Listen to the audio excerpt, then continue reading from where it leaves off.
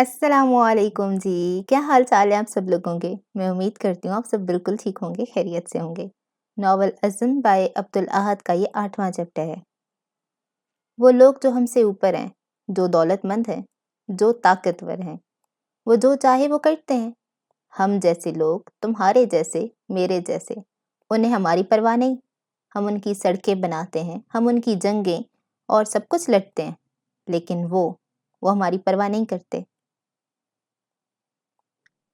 ये लकड़ी की बनी हुई एक मंजिला इमारत का मंजर है जो कि किसी पहाड़ी इलाके में वाक़िया है। इमारत के चारों ओर नामवार ज़मीन थी और ज़मीन पे घना सब्ज़ार फैला हुआ था। आसपास जंगली दरख्त भी नजर आते थे। इमारत बस एक ही दरवाजे से कमरे पे मुश्तमिल थी। सूरज की किरणें उस कमरे की खिड़कियों के ज़रिए अंदर दाखिल होती और फर्श पे निछावर होती। सूरज की हिद्दत में कमरे की लकड़ियाँ सुनहरे रंग की नजर आती थीं। कमरे के कोने में एक स्ट्रेचर था जिस पे शुमाइला का बेहोश वजूद लेटा हुआ था। उनके सरहाने एक औरत खड़ी थी जो कि उनकी देखभाल कर रही थी। कमरे के बीचों बीच कुर्सी थी जिस पे मेहर का बेहोश वजूद बंधा हुआ था। बेहोशी के बायस मेहर का सर झुका हुआ था और उसके लंबे बाल उसके चेहरे पे बिखरे हुए थे। उसके हाथ कुर्सी पे कस के बंधे थे और पाँव भी कुर्सी से बंधे थे। उसके सामने थोड़े से फासले पर ही अपने चेहरे पे नहुसत तारी किए शम्स खड़ा था। शम्स के हाथ में पानी से भरा हुआ जग था। यकदम उसने पूरा जग पानी के मेहर के मुंह पे फेंक दिया। महर हवास बाख्ता होकर बेहोशी के आलम से बाहर निकली। पानी उसके चेहरे से टकराया तो उसके सारे बाल गीले होकर चेहरे से चिपक गए। चेहरे पे काले बिखरे बाल महर की आंखों की हिद्दत को रोके हुए थे। वो कुछ भी ठीक से नहीं देख पा रही थी। उसका दिमाग सुन सा था। उसे कुछ समझ न आया कि उसके साथ क्या हुआ था। उसने हाथों से अपने बालों को मंजर हटाना चाहा। उसी वक्त उसे एहसास हुआ कि उसके हाथ बंधे हुए थे। हाथों की रस्सी से रगड़ के बायस उसके हाथ पे मिर्चें सी लगने लगी। ठीक उसी वक्त महर की यादाश्त वापस आई। उसे जो कुछ घंटे पहले हुआ था सब याद आ गया। महर के अंदर खौफ और बेचैनी फैलने लगी। वो चिल्लाने लगी, लेकिन उसके मुंह में कागज ठूंस दिया गया जिसके बायस उसकी आवाज़ दब जाती थी। वो पूरी कुव्वत से चिल्लाने की कोशिश करते गई, लेकिन हर चीख और पुकार दब जाती थी। वो बहुत परेशान थी। उसे अपनी माँ की फिक्र सता रही थी। ऊपर से चेहरे पे बिखरे बाल थे जो उसे ठीक से कुछ देखने भी नहीं दे रहे थे। वो महसूस कर सकती थी कि इस कमरे में कोई और भी मौजूद था। महर को एहसास हुआ कि किसी का हाथ उसके सर को छू रहा था, भारी और ताकतवर हाथ। इस हाथ को पहचान सकती थी। महर के अंदर खौफ अब उबलने लगा था। वो पहले से ज्यादा जोर से चिल्लाने लगी थी, इतनी जोर से कि उसके हलक में दर्द होने लग गया था। शम्स ने महर के चेहरे पे बिखरे बालों को मंजर से हटा के कान के पीछे किया। अब महर सारा मंजर ठीक से देख सकती थी। वो लकड़ी के उस कमरे को भी देख सकती थी। ये कमरे उसके लिए अनजान था। वो यहाँ पहली दफा लाई गई थी और आखिरी दफा भी। उस अपने सामने शम्स खड़ा नजर आया। शम्स के दाईं और बाईं जानिब दो मर्द खड़े थे। शम्स ने उसके मुंह से कागज खींच के निकाला। महर के लब आजाद हुए। मेरी माँ किधर है? महर पूरी कुव्वत से चिल्लाई थी। बताओ मुझे, मेरी माँ किधर है? वो अपने अंदर बसे खौफ के बावजूद चिल्ला रही थी। उस वक्त माँ की फिक्र खौफ को गालिब ले चुकी थी। बताओ मुझे, वरना मैं तुम्हें कच्चा चुबा। महर के अल्फाज उसके मुंह में ही रह गए। हुआ ही कुछ यूं था। शम्स ने महर के मुंह पर जान लगा के थप्पड़ मारा। थप्पड़ इतना जोरदार था कि महर का सर तिरछा हो गया था। उसका दिमाग सुनसा हो गया। उसे ठीक से समझ नहीं आया कि उसके साथ हुआ क्या था। उसके लब खुले के खुले रह गए। तिरछा मुंह किए, चेहरे पे बेयकीनी लिए वो एकदम से बर्फ बन गई थी। बिल्कुल चुप। शम्स ने महर को बालों से पकड़ के उसके मुंह को सीधा किया। बाल खींचने पे महर ने तकलीफ दे सिसक जारी की। बॉस, लेडी ने कहा था ज्यादा सख्ती नहीं करनी। शम्स के बराबर में खड़े मर्द ने कहा तो उसके माथे पे पहले बल ढीले पड़े। ठीक उसी वक्त महर के दिमाग में एक बत्ती जली। बॉस, लेडी ने कहा था। महर के दिमाग में वो अल्फाज गूंजने लगे। Boss lady. शम्स ने महर की कुर्सी अचानक से घुमाई तो महर के ख्यालात का तसलसल टूटा। वो एकदम से हड़बड़ा गई। अब उसके सामने स्ट्रेचर पे पड़ा उसकी माँ का बेहोश वजूद था। उस चेहरे पे नरमी दर आई, आंखों में तरसा हुआ सा तासुर। उसे अपनी महरूमी उस लम्हे याद आई। तो वो लोग उसकी माँ को भी ले आए थे। वो कितने ही लंबे इंतजार के बाद अपनी माँ से मिल रही थी और आखिरी वक्त में ही दोनों को जुदा कर दिया गया। अभी तो दोनों ने अपने इस मिलन का जश्न तक न मनाया था। उसके नसीब में हर खुशी इतनी आर्जी क्यों होती है? महर ने सोचा। देखो, शम्स अब अंदाज से पुरसकून रखा। लेडी इक़्तिदार की हिदायत दी थी कि महर के ऊपर ज्यादा सख्ती ना की जाए। उसे अपनी मालकिन की हिदायत पे अमल करना था। तुम्हारी माँ बिल्कुल ठीक है। हम इसे कुछ नहीं करेंगे, तुम समझ रही हो? महर आंखों में महरूमी से लबरेज तासुर लिए अपनी माँ के बेहोश वजूद को देखे जा रही थी। उसे अपने आप से नफरत हो रही थी। वो कितनी ही बदनसीब थी। कितने साल बाद तो उसने अपनी माँ से मिलने की जुर्रत की थी और आखिरी वक्त में माँ इन जालिमीन के हाथ लग गई। समझ रही हो ना? शम्स दोबारा से बोला। अब की बार अंदाज थोड़ा सख्त हुआ। महर के ने कर्ब के मारे आंखें मींच ली। मेरी माँ का क्या कसूर था? इनके साथ क्यों कर रहे हो ऐसा? آنکھیں اب بھی بند تھیں اور آواز گیلی، بند آنکھوں کی حدت پار کر کے ایک آنسو اس کے گالوں پہ لڑکھڑایا۔ ہم نے تمہاری ماں کو ہمیشہ کے لیے قید میں نہیں ڈالا، تمہیں بس ہمارا چھوٹا سا کام کرنا ہوگا، بہت ہی چھوٹا سا، اور پھر ہم تمہاری ماں کو جانے دیں گے۔ شمس نے ایک مرتبہ پھر سے انداز نرم بنایا۔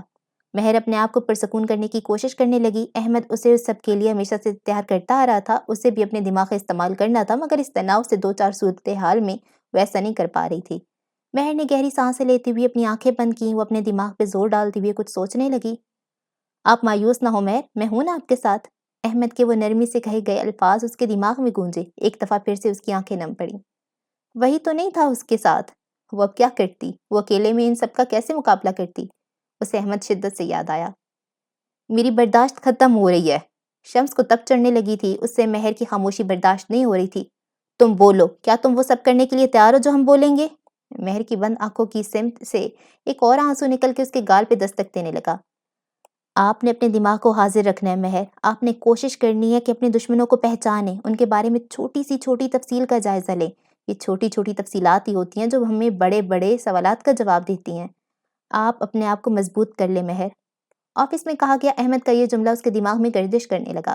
مہر نے اپنی آنکھیں کھولی، اب کی بار آنکھوں میں خوف نہیں، اطمینان تھا۔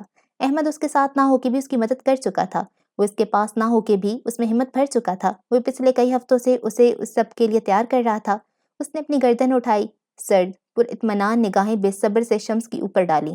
مہر کے چہرے پہ سختی سی تھی، شمس بھی اس کے بدلتے انداز کو بھانپ چکا تھا۔ کیا تم کچھ بولو گی بھی؟ دل برداشتہ ہو کے شمس چلایا تھا، اس کا بس نہیں چل رہا تھا کہ وہ مہر کو ایک اور تھپڑ سے نواز دے۔ میں تم لوگوں کے اوپر بھروسہ نہیں کر سکتی ہوں، وہ بالکل سادہ سے انداز میں بولی، اس کے انداز میں شمس کے لیے ذرا برابر بھی ڈر یا خوف نہ تھا۔ تمہارے پاس کوئی راستہ نہیں ہے، سمجھی؟ یا تو تم ہمارے کام کرو گی یا ہم تمہاری ماں کو مار دیں گے۔ اس میں مہر کا اطمینان گھاٹے میں آنے لگا تھا، ایک دفعہ پھر سے اس کا دل بے چین ہونے لگا، اسے اپنا آپ جکڑا ہوا محسوس ہوا۔ وہ اب کیا کرے؟ اسے لگا جیسے وہ ایک مرتبہ پھر سے ٹوٹ رہی ہے۔ آپ نے اپنے آپ کو ٹوٹنے نہیں دینا ہے مہر، چاہے کچھ بھی ہو جائے۔ آپ نے طاقت اور بہادری کی مثال قائم کرنی ہے، ہم مل کے اپنے دشمنوں کے تباہ و برباد کر دیں گے۔ ایک دفعہ پھر سے احمد کے کہے ہوئے الفاظ مہر کے دماغ میں منڈلانے لگے، یہ الفاظ اس کے اندر توانائی بھرنے لگے۔ مہر کی آنکھوں میں حیرت اور الجھن در آئی، اس کے پاس نہ ہو کے بھی اس کی اس طرح سے مدد کر رہا تھا جس طرح وہ تصور بھی نہیں کر سکتی تھی۔ مہر نے پھر سے آنکھیں بند کر کے اپنے دماغ پہ زور ڈالنے کی کوشش کی۔ یقیناً اس عذاب سے نکلنے کا کوئی حل تو ہوگا، مہر نے سوچا۔ کون سا کام؟ وہ گہری سانس خارج کرتے بولی، آنکھیں اب بھی سختی سے بند تھیں۔ شمس نے 1 گھنٹے کے بل زمین پہ بیٹھا اور مہر کے چہرے کے سامنے اپنا چہرہ ٹکایا، اس کے چہرے پہ خزیانی مسکراہٹ تھی۔ شمس سے قرب محسوس ہوا تو مہر نے اپنی آنکھیں کھولیں، وہ اندر سے بھلے سے گھبرا رہی تھی مگر اس نے اپنی گھبراہٹ چہرے پہ آنے نہ دی، چہرے پہ اب بھی اطمینان تھا۔ تمہیں کچھ دنوں تک بتا دوں گا، اس سے پہلے تمہیں ہمارے بہت سے اور بھی کام کرنے ہوں گے، پھر تمہاری ماں ہماری قید سے آزاد۔ شمس سرگوشی کرنے والے ایک انداز اختیار کرتے ہوئے بولا، اور اگر تم لوگوں نے میری ماں کو پھر بھی نہ چھوڑا تو؟ مہر نے وجہ تشویش پیش کی۔ شمس چہرے پہ سنجیدگی طاری کرتے ہوئے سرنفی میں ہلانے لگا۔ تم ہماری ٹیم ہو مہر، تم جب تک ہمارے ساتھ تعاون کرنے کے لیے تیار ہو ہم تمہارے شانہ بشانہ چلیں گے، لیکن اگر تم ہمارے احکام نہیں مانو گی تو شاید ہم تمہارے ساتھ ساتھ تمہاری ماں کا بھی حشر نشر بگاڑ دیں گے۔ مہر کا دماغ صورتحال کا اچھے طریقے سے جائزہ لینے لگا تھا، وہ یہ تو جان گئی تھی کہ ان سب کو اس کی ضرورت تھی، کوئی کام تھا جو وہ لوگ کروانا چاہ رہے تھے، اور جب تک وہ کام وہ انجام نہ دیتی وہ لوگ بھی اس کا پیچھا چھوڑنے والے نہ تھے۔ اس کے پاس شاید حامی بھرنے کے علاوہ فی الوقت کوئی راستہ نہ تھا، لیکن پھر بھی مہر نے ہر قدم پھونک پھونک کے رکھنے کا فیصلہ کیا۔ کون سے کام؟ وہ بولی۔ پہلے میرے ایک سوال کا سچ سے جواب دو، احمد کو تم نے کیا کیا بتایا ہے؟ اور یاد سے جھوٹ بولنے کی جرت بھی نہ کرنا۔ مہر کی آنکھوں میں ستائش ابھری، تو یہ سب اس لیے ہو رہا تھا، وہ دل ہی دل میں سوچنے لگی۔ وہ جان کی تھی کہ یہ لوگ کسی نہ کسی طرح سے احمد اور اسے الگ کرنا چاہتے تھے، یہ سب اسی لیے ہی کیا جا رہا تھا۔ وہ بس میرے ہیرے ڈھونڈنے میں مدد کر رہا تھا۔ مہر کے پر اطمینان نظریں شمس کے چہرے پہ مقید تھیں، شمس کے ماتھے پہ بل پڑے۔ بس ہیرے؟ اور کچھ؟ اتنے ہفتے کیا کرتے پھر رہے تھے تم دونوں؟ شمس مہر کے چہرے پہ معصومانہ سی نظر ڈالتے ہوئے بولا، ہم بس ہیرے ہی تلاش کرتے رہے ہیں، اس نے مدد کی آفر دی، میں نے قبول کر لی، بس۔ مہر شمس کے چہرے کو گھورتے ہوئے شانے اچکا گئی۔ اور وہ موبائلز؟ تمہارے گھر کی تلاشی لی تو موبائل ملا ہمیں، اس میں صرف احمد کا نمبر تھا۔ شمس کے انداز میں اضطراب گھلا ہوا تھا۔ یہ بھی احمد کی تجویز تھی، کام کی بات ہم اسی موبائل پہ کرتے تھے۔ مہر اس وقت بالکل بھی جھوٹ نہیں بول رہی تھی، وہ جانتی تھی اس وقت جھوٹ بولنا بے فیض تھا، وہ سب اندازے لگا چکے تھے، بس ان اندازوں کی تصدیق چاہ رہے تھے۔ اور اپنے عام فون پہ بھی باتیں کرتے تھے، اس کا کیا؟ شمس کی آنکھوں میں مشکوک سا تاثر تھا، اس کے انداز میں کچھ میری خیز تھا۔ یہ بھی احمد کا ہی آئیڈیا تھا، وہ کہتا تھا ان سب کو علم ہی ہونا چاہیے کہ ہم ساتھ مل کے ہیرے تلاش کر رہے ہیں۔ مہر کا لہجہ اسپاٹ تھا، شمس پورے دل سے مسکرایا۔ مہر کو یہ مسکراہٹ ٹھٹکنے لگی تھی، شمس کھڑا ہوا، چہرے پہ مسکراہٹ سجائے وہ مہر کو گھورنے لگا۔ اور تمہیں یہ بھی احمد نے کہا ہوگا کہ جب تمہاری تفتیش کی جا رہی ہو تو تم نے بالکل سچ بولنا ہے۔ مہر یہ سنتے ہی بری طرح سے چونک گئی۔ ایک ہفتہ پہلے وہ دونوں مہر کی گاڑی پہ سوار فارم ہاؤس سے واپسی کے راستے پر تھے۔ ہاں جی، اب آپ میری ہدایات سنیں، میں آپ کو کچھ چیزیں بتا رہا ہوں جو آپ کے کام آئیں گی۔ یہی کہنے کے بعد احمد نے گہری سانس خارج کی۔ مہر نے ڈرائیونگ کرتی اپنے کان کھڑے کیے۔ مجھے یقین ہے ان کا اگلا قدم آپ سے سب کچھ اگلوانا ہوگا۔ وہ لوگ ہماری پروگریس جاننا چاہیں گے، وہ لوگ جاننا چاہیں گے کہ ہم کہاں تک پہنچ چکے ہیں اور کیا کچھ کرتے رہے ہیں۔ آپ سے یہ سب جن حالات میں بھی پوچھا جائے، آپ نے ان کے ہر سوال کا جواب سچ سے دینا ہوگا۔ احمد ایک ایک لفظ پہ زور دے دے کے کہہ رہا تھا۔ مہر کچھ الجھی۔ جھوٹ بولنا بہتر نہیں ہوگا؟ مہر نے پوچھا۔ احمد نے سرنفی میں ہلایا۔ جھوٹ بولنے کا فائدہ نہیں، وہ سب جانتے ہوں گے، آپ نے بس سب کچھ سچ سچ کہنا ہوگا، لیکن ایک چیز کا دھیان رکھنا ہے۔ احمد نے آخری فقرے پہ زور دیا۔ آپ نے صرف اور صرف ہیروں کا ذکر کرنا ہے۔ آپ نے یہ نہیں بتانا کہ ہم انہیں تباہ و برباد کرنا چاہتے ہیں، بس یہ کہ ہم ہیرے تلاش کرنا چاہتے ہیں۔ اس چیز کا خاص خیال رکھنا ہوگا آپ نے۔ مہر مزید الجھی۔ مگر اگر سب سچ بتانا ہی ہے تو پھر یہی کیوں چھپائیں؟ احمد کے چہرے پہ مسکراہٹ بکھری۔ کیونکہ میں جانتا ہوں تفتیش کے وقت وہ لوگ سمجھ جائیں گے کہ آپ جو بھی کہہ رہی ہیں میری ہدایت پہ عمل کرتے کہہ رہی ہیں۔ وہ سمجھ جائیں گے کہ میں نے آپ کو سچ سچ بولنے کا کہا ہے۔ اس لیے اگر ہم اپنے انتقام کے عزم کو گول کر جائیں گے تو وہ آپ کی طرف سے مطمئن ہو جائیں گے۔ میرے بارے میں وہ لوگ پہلے سے ہی جانتے ہیں، لیکن آپ کے لیے ان کے شک و شبہات دور ہو جائیں گے۔ ان لوگوں کو یہی لگے گا کہ آپ صرف اور صرف ہیرے ڈھونڈنا چاہتی ہیں۔ جینیس، وہ دل ہی دل میں بولی۔ وہ اس وقت شمس سے نہیں، احمد سے متاثر تھی۔ اس نے بہت آگے کی سوچی ہوئی تھی، وہ اپنے دشمنوں کی رگ رگ سے واقف تھا۔ تمہیں کیسے پتہ چلا؟ مہر کے انداز میں مصنوعی حیرانی تھی۔ کیونکہ ہم احمد کو جانتے ہیں، اور تم جو بھی کر لو ہماری ناک کے نیچے ہمیں دھوکہ نہیں دے سکتی۔ کتنا ہی اچھا ہوا کہ تم اپنی اوقات میں رہ کے بس ہیرے ہی تلاش کرتی رہو، ورنہ چیزیں بہت مختلف بھی ہو سکتی ہیں۔ مہر کے دل کو قرار آنے لگا۔ وہ جو ظاہر کرنا چاہتی تھی اس میں وہ کامیاب ہوئی تھی، مگر اب بھی خطرہ پوری طرح سے ٹلا نہیں تھا۔ اس کی ماں اب بھی ان کے قبضے میں تھی۔ ٹھیک ہے، اپنی ماں کو جی بھر کے دیکھ لو، کیونکہ لمبے عرصے کے لیے تم ان سے دور رہنے والی ہو۔ مہر کی سانسیں تھمنے لگیں، دل ایک دم سے تڑپ اٹھا تو جدائی کا وقت ایک مرتبہ پھر آ پہنچا تھا۔ لیکن یہ سب اٹل تھا۔ مہر جانتی تھی اس کے پاس اب دوسرا راستہ موجود نہ تھا۔ وہ اپنی ماں کو جی بھر کے دیکھنے لگی، آنکھوں سے آنسو بہنے لگے۔ تیار ہو؟ شمس نے پوچھا۔ مہر نے آنکھیں بند کیں اور اپنی گردن جھکا لی۔ کیا واقعی میرے پاس کوئی اور راستہ نہیں؟ وہ آواز میں تکلیف سے موئی بولی۔ ہاں، نہیں ہے۔ شمس بے دردی سے جواب دینے لگا۔ مہر کا دل تیزی سے دھڑکنے لگا تھا۔ اس کی ماں اس کے دشمنوں کے پاس رہنے والی تھی۔ دل میں خوف سوار تھا، مگر اسے یہ سب کرنا تھا۔ اسے اپنی ماں کو چھوڑنا ہوگا۔ اسے اپنے دشمنوں کو برباد کرنے کے لیے احمد پہ بھروسہ کرنا تھا۔ وہ اس سب کے لیے تیار تھی۔ اس نے اپنی گردن اٹھائی، اپنی پلکیں آنکھوں کے احاطے سے ہٹائیں۔ اب کی بار اس کی آنکھوں میں آگ تھی۔ مہر بنت عبداللہ سلطان ایک پہاڑ بن چکی تھی۔ وہ ٹوٹنے والی نہیں تھی، وہ گرنے والی نہیں تھی۔ جو چاہے وہ لوگ کر لیتے، وہ فیصلہ کر چکی تھی کہ ان سب کو اب برباد کر کے ہی دم لے گی۔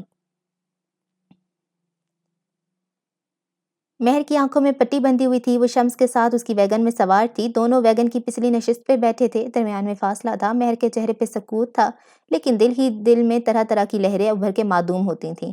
وہ اپنی ماں کو چھوڑ آئی تھی، دل میں خدشات بھرے پڑے تھے۔ میری ماں کو کچھ نہیں ہونا چاہیے، وہ بے تاثر لہجے میں بولی، جیسے درخواست نہیں بلکہ حکم دے رہی ہو۔ جب تک تم ہمارے احکام مانتی رہو گی، ہم تمہیں چوٹ پہنچانے کا سوچیں گے بھی نہیں، شمس بولا۔ میں بتا رہی ہوں شمس، میں کانٹوں سے گزر کے اپنی ماں سے ملی تھی، اور اب اگر تم لوگوں نے انہیں کچھ کیا تو میں قسم کھاتی ہوں تم سب کو جیتے جی زمین میں گاڑ دوں گی۔ مہر کا انداز شعلہ باز تھا، وہ دانت پیستے سختی سے بولی تھی۔ شمس میں مہر کی دھمکی کا کوئی اثر نہ ہوا اور وہ زور سے ہنسنے لگا۔ اچھی لگتی ہو جب غصہ کرتی ہو، کیوٹ، شمس کہہ کر لگا۔ شمس کہہ کا بلند کرتے ہی بولا۔ خیر، میں تمہاری دوسرے موبائل سے احمد کو کال ملا رہا ہوں، تم اس سے صاف صاف کہہ دینا کہ تمہیں ہیرے مل گئے۔ تم اسے یہ بھی کہہ دینا کہ اب تمہیں اس کے ساتھ کی کوئی ضرورت نہیں ہے، اس کا شکریہ ادا کرنا اور پھر موبائل واپس مجھے دے دینا۔ شمس نے اپنی جیب سے موبائل نکالا۔ وہ مہر کا وہی موبائل تھا جو احمد نے اسے دیا تھا۔ لیڈی اقتدار کے چیلوں نے مہر کی کسر کی تلاشی لی تھی تو اس وقت انہیں یہ موبائل ملا گیا۔ یہ فون ہمیں تمہارے کسر کی تلاشی لیتے وقت ملا۔ اب چلو اسے وہی سب کہو جو میں نے کہا ہے۔ مہر نے مختصر سا سر ہاں میں ہلایا۔ اس کے چہرے پہ مختصر سی مسکراہٹ نمودار ہوئی، مگر اگلے لمحے اس نے اپنے چہرے کو نامل کر لیا۔ شمس نے کال ملائی اور فون اسپیکر پہ کیا۔ کچھ دیر ٹو ٹو کی بعد احمد نے کال اٹھا لی۔ احمد اپنے آفس میں کچھ مصروف تھا۔ احمد آپ کہاں ہیں؟ مہر فوراً بولی۔ شمس مشکوک نگاہوں سے اسے دیکھنے لگا۔ آفس میں بیٹھا احمد یہ سنتے ہی چونک اٹھا، اس کے چہرے پہ شاطر مسکراہٹ بکھری۔ ایک ہفتے پہلے احمد اور مہر فارم ہاؤس سے واپسی کے راستے پہ گامزن تھے۔ احمد اب اسے اگلی کچھ ہدایات دینے لگا۔ ہو سکتا ہے انہیں ہمارے فونز کے بارے میں علم ہو جائے، احمد کو سوچتے ہوئے اچانک بولا۔ مہر نے گردن موڑ کے ایک سرسری سی نظر احمد پہ ڈالی۔ کیا بات کریں، یہ تو بہت بڑا مسئلہ ہو جائے گا۔ مہر کچھ بوکھلا گئی تھی جبکہ احمد پرسکون تھا۔ نہیں، اگر کبھی آپ کو مجھے یہ اشارہ کرنا ہو کہ فون اب ان کے پاس ہے یا وہ ہماری گفتگو سن رہے ہیں تو آپ نے بات آغاز اس سوال سے کرنا ہے کہ کہاں ہو احمد؟ ٹھیک؟ مہر نے سوچتے سمجھتے سر اس بات میں ہلایا۔ ویل ڈن مہر، مجھے آپ سے اسی طرح کی امید تھی، احمد دل ہی دل میں بولا۔ اسے مہر کی کارکردگی پہ فخر محسوس ہو رہا تھا۔ آفس میں ہوں، آپ بتائیں، ہیروں کا کچھ پتہ چلا؟ احمد پرسکون ہو کے بولا۔ شمس کے ماتھے پہ پھیلے بل ڈھیلے ہوئے، چہرہ اب نارمل تھا۔ جی مجھے ہیرے مل گئے ہیں، ایک ویئر ہاؤس تھا ٹیٹ کا، وہاں سے مل گئے، مہر پر اطمینان ہو کے بولی، آواز مصنوعی تشکر آمیز سی تھی۔ Where house? ہاں؟ احمد نے سوچا، بولا کچھ نہیں، وہ کسی گہری سوچ میں تھا۔ او آپ مجھے بھی لے چلتی، میں نے کہا تھا ہم ہیرو کی تلاش میں جہاں بھی جائیں گے ساتھ جائیں گے، احمد بولا۔ نہیں بس فوراً خیال آیا تو چلی گئی، آپ کی مدد کا بہت شکریہ، کبھی کوئی مدد چاہیے ہو تو میں حاضر ہوں۔ مہر کا انداز خوشگوار سا تھا۔ دیکھیے مہر، ہم آگے بھی مل کے کام کر سکتے ہیں، شاید آپ کو ہیرو پر بس نہیں کرنی چاہیے۔ احمد کا انداز ایسا تھا جیسے وہ ہار رہا ہو۔ شمس کی آنکھوں میں چمک اترنے لگی۔ نہیں احمد، مجھے بس ہیرے ہی چاہیے تھے، آپ کا بہت شکریہ۔ شمس نے جارحانہ طور پہ کال کاٹ دی۔ اس کی بات سے کھل اٹھی تھی، اس کے نزدیک احمد کا قصہ ختم ہو گیا تھا۔ شمس نے ایک پرسکون آنکھ خارج کی، سب پلان کے مطابق ہو رہا تھا۔ اب کیا کرنا ہے؟ مہر بولی۔ شمس زیر لب ہنس دیا۔ کچھ انتظار کرو، میں تمہیں ٹھیک وقت پہ بتا دوں گا، شمس نے کہا، اور اب وہ بالکل پرسکون تھا، اس کا کام یہاں پہ ختم ہو گیا تھا۔ کچھ دن انتظار کرو، میں تمہیں ٹھیک وقت پہ سب بتا دوں گا۔ وہ تینوں عافیت زندگی کے بیسمنٹ میں واقع سفید کمرے میں موجود تھے۔ آج کمرے میں گول میز بھی تھی جس پہ ایک سپیکر رکھا گیا تھا۔ سپیکر شمس کی شرٹ پہ لگے ایک مائک سے کنیکٹڈ تھا، اس کے باعث وہ مہر اور شمس کی ہر گفتگو سن پا رہے تھے۔ سب نے آخری فقرہ سن کے سکون بھری آنکھ خارج کی۔ شمس نے اپنا کام بخوبی نبھایا تھا۔ اب تم دونوں کو الگ کرنا آسان ہونا چاہیے، دورانی ٹیک لگاتے بولا۔ لیڈی اقتدار کے ماتھے پہ بل تھے، وہ گہری سوچ میں لگتی تھی، کچھ تھا جو اسے اب بھی ٹھٹک رہا تھا۔ جب تک مہر دبئی نہیں چلے جاتی تب تک ہم مطمئن نہیں ہو سکتے، احمد نے اتنی آسانی سے اس کا پیچھا نہیں چھوڑنا ہے۔ لیڈی اقتدار کی پر اطمینان آواز گونجی۔ دورانی نے سرحد سے سر اوپر نیچے ہلایا۔ احمد نے واقعی اس کا پیچھا نہیں چھوڑنا تھا، اس نے سوچا۔ نیلوفر گہری سوچ میں تھی، اس نے سر جھٹک کے کچھ بولنے کے لیے اپنے لب کھولے۔ ہو سکتا ہے احمد کو اندازہ ہو گیا ہو کہ مہر دباؤ میں آ کے یہ سب کہہ رہی تھی۔ نیلوفر نے اپنی تھیوری پیش کی۔ بہت حد تک یہی ممکن ہے، اس لیے دورانی تم مہر کے گھر کے آس پاس پہرا ڈبل کر دو۔ اگر وہ واقعی اس بارے میں جانتا ہے تو وہ مہر سے دوبارہ رابطہ قائم کرنے کی کوشش کرے گا، اسے بس ہمارے پلان کی بھنک تک نہیں پڑنی چاہیے۔ مہر کا بغیر کسی خلل کے دبئی پہنچ جانا ضروری ہے۔ لیڈی اقتدار حکم جاری کر کے کھڑی ہو گئی۔ ٹھیک ہے لیڈی، سب کچھ آپ کے حکم کے مطابق ہی ہوگا، دورانی تابعداری سے بولا۔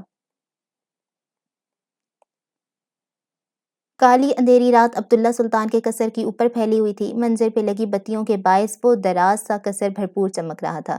مہر اس وقت اپنے کمرے میں موجود تھی، وہ کرسی پہ بیٹھے شیشے کی دیوار کے پار کا منظر دیکھ رہی تھی۔ اسے اندھیرا آسمان نظر آ رہا تھا، اندھیرے آسمان پہ 14ویں کا چاند بھی نظر آ رہا تھا۔ آج آسمان پہ ستارے نہیں تھے اور چاند تنہا تھا، وسیع آسمان پہ تنہا اور اکیلا بھی، بالکل اسی کی طرح وہ بھی اکیلی تھی اپنے دراز سے قصر میں۔ ڈیڈ چلے گئے، ماں سے ملی، اتنے سالوں بعد ان سے قربت محسوس کی، لیکن وہ بھی اس سے دور ہو گئیں۔ وہ ایک بار پھر اکیلی رہ گئی۔ وہ کرسی سے ٹیک لگا کے آنکھیں بند کر گئی، اس کے چہرے پہ واضح تکلیف تھی، روح بے چین تھی۔ کیا کچھ اب بھی ہونا باقی ہے میرے اللہ؟ وہ آپ دیدہ سے لہجے میں شکایت کرنے لگی۔ یا اللہ، کیا میری تکالیف ہوں گی کبھی ختم؟ وہ سرگوشی کرتے ہوئے بولی، اس کا دل بھرنے لگا تھا، وہ ہر چیز سے لاتعلق ہونے لگی تھی۔ ٹھیک اسی وقت اس کی گود میں پڑا موبائل بجنے لگا۔ مہر نے اسے اٹھایا۔ شمس کالنگ۔ مہر ہڑبڑا کے کھڑی ہوئی، اس نے تیزی سے کال اٹھائی اور فون کان سے لگایا۔ اپنی ماں سے بات کرنی ہے؟ شمس کی آواز سن کے مہر کا دل جیسے اچھل کر حلق میں آ گیا۔ ہاں، مہر کی آواز میں لرزش تھی، کچھ دیر کے لیے خاموشی چھا گئی۔ مہر آپ ٹھیک ہیں نا؟ شمائلہ کی متفکر آواز دوسری طرف سے گونجی تھی۔ مہر کچھ لمحوں کے لیے ساکن ہو گئی، اسے کچھ بھی بولا نہ گیا، آنکھیں اشک بار ہو گئیں اور ابشار کی صورت میں آنسو پھوٹ پھوٹ کے بہنے لگے۔ میں آپ کو آزاد کروا لوں گی ماں، مہر کی آواز بھری ہوئی تھی، ہم ایک ساتھ رہیں گے ماں، میں اب آپ سے دور نہیں رہنا چاہتی۔ مہر نے ہاتھوں کی پشت سے آنسو پونچھے، وہ بلکتے ہوئے اپنی ماں کو امید دلانے لگی۔ او مہر، آپ رو کیوں رہی ہیں؟ شمائلہ آواز میں تکلیف لیے بولی۔ مہر کی بھری ہوئی آواز سن کے ان کے دل پہ جیسے خنجر چلنے لگے۔ اس طرح سے نہ روئیں، ہمارا کلیجہ کٹنے لگتا ہے۔ آپ کیوں اپنے آپ کو ہلکان کری ہیں؟ بس اس وقت ہماری آپ سے ملاقات ہوئی تھی، وہی کافی ہے۔ ہم اس وقت مکمل ہو گئے تھے، ہماری روح پہ لگے زخم بھر گئے تھے، شمائلہ نے نرمی سے کہا۔ پریشان وہ بھی بہت تھیں، ایک نئی جگہ پہ اچانک سے قید ہو جانے پر وہ بہت خوفزدہ بھی تھیں، مگر شمائلہ ایک مضبوط اور صابر خاتون تھیں۔ اس کے ساتھ ساتھ وہ ایک ماں تھی جس کے سامنے اس کی بچی تکلیف سے بلک کے روئی جا رہی تھی۔ وہ اپنی ہر تکلیف مہر کی تکلیف دے آہ سن کے بھلا بیٹھی تھیں۔ ہم ملیں گے ماں، آپ کی مہر آپ کو نکال لیں گی۔ ہم جتنا وقت اس زندگی میں ایک دوسرے سے محروم رہے ہیں، ہم اتنا ہی وقت اب ساتھ رہ کے گزاریں گے۔ آپ کو میں کچھ نہیں ہونے دوں گی، مہر نے گلا صاف کرتے ہوئے کہا۔ ہم جانتے ہیں آپ ہلکان نہ ہو، ہمیں یقین ہے آپ ہمیں نکال لیں گی، اور ہم یہاں پر ٹھیک ہیں، ہمیں کھانا مل رہا ہے، ہماری ضروریات کا خیال رکھا جا رہا ہے۔ اس سے بڑھ کر ایک بوڑھے وجود کو کیا چاہیے ہوتا ہے؟ آپ پرسکون ہو جائیں۔ شمائلہ نے مہر کو دلاسا دینا چاہا۔ مہر کے گلے میں گلٹی بن کے معدوم ہوئی، ایک بار پھر سے چہرہ روندا ہوا سا تھا۔ مجھے معاف کر دے ماں، میں نے آپ کے اوپر بہت ظلم ڈھائے ہیں۔ مہر کا نفس بہت بھاری ہو رہا تھا، اس کی نفس اسے ملامت کرنے میں کوئی کسر باقی نہ چھوڑ رہا تھا۔ مہر آپ ایسی باتیں نہ کریں، شمائلہ نے جیسے ڈھیروں آنسو اپنے اندر اتارے۔ ہم نے آج تک آپ کو کوئی الزام نہیں دیا، اور ویسے بھی ہم نے شکایتیں کرنا چھوڑ دی ہیں۔ آپ بھی چھوڑ دیں، جس آزمائش میں خدا آپ کو ڈالے اسے پورا دل سے قبول کریں۔ لوٹنا آپ نے اسی رب کے پاس ہے، تو کیوں آپ خود کو ہلکان کر رہی ہیں؟ شمائلہ کا انداز اپنائیت سے لبریز تھا، اور پھر جیسے کسی نے اس کے ہاتھ سے موبائل چھینا۔ بس اب بہت ہوگی ڈرامے بازی، تم سو جاؤ، میں بس جلدی اب ملنے آؤں گا۔ شمس جیسے اکتا گیا تھا، کال اب کٹ گئی تھی۔ مہر گیلے چہرے کے ساتھ اسی طرح منجمد رہی، آنسو اس کی آنکھوں سے بہے جا رہے تھے۔ اس وقت مہر کے دماغ میں ایک دم سے سورہ فجر کی 2 آیات ابھریں۔ اس نے سر اٹھا کر کھڑکی سے باہر دیکھا۔ مگر انسان کا حال یہ ہے کہ اس کا رب جب اس کو آزمائش میں ڈالتا ہے اور اسے عزت و نعمت دیتا ہے تو وہ کہتا ہے کہ میرے رب نے مجھے عزت دار بنا دیا، اور جب وہ اس کو آزمائش میں ڈالتا ہے اور اس کا رزق اس پہ تنگ کر دیتا ہے تو وہ کہتا ہے میرے رب نے مجھے ذلیل کر دیا۔ مہر نے ان آیات کا ترجمہ مدھم آواز میں دہرایا۔ اس کے لب اداسی مسکراہٹ میں ڈھل گئے، اس کے سینے میں خوشگوار سے احساس بھرنے لگا۔ یا اللہ، ماں ٹھیک کہتی ہیں، مجھے شکایتیں نہیں کرنی چاہیے، مجھے اس آزمائش کو قبول کر لینا چاہیے، یہ سمجھ کے جو کچھ ہو رہا ہے وہ آپ کی اجازت سے ہو رہا ہے۔ میں ان لوگوں جیسا نہیں بننا چاہتی جیسے ان آیات میں بیان کیے گئے ہیں۔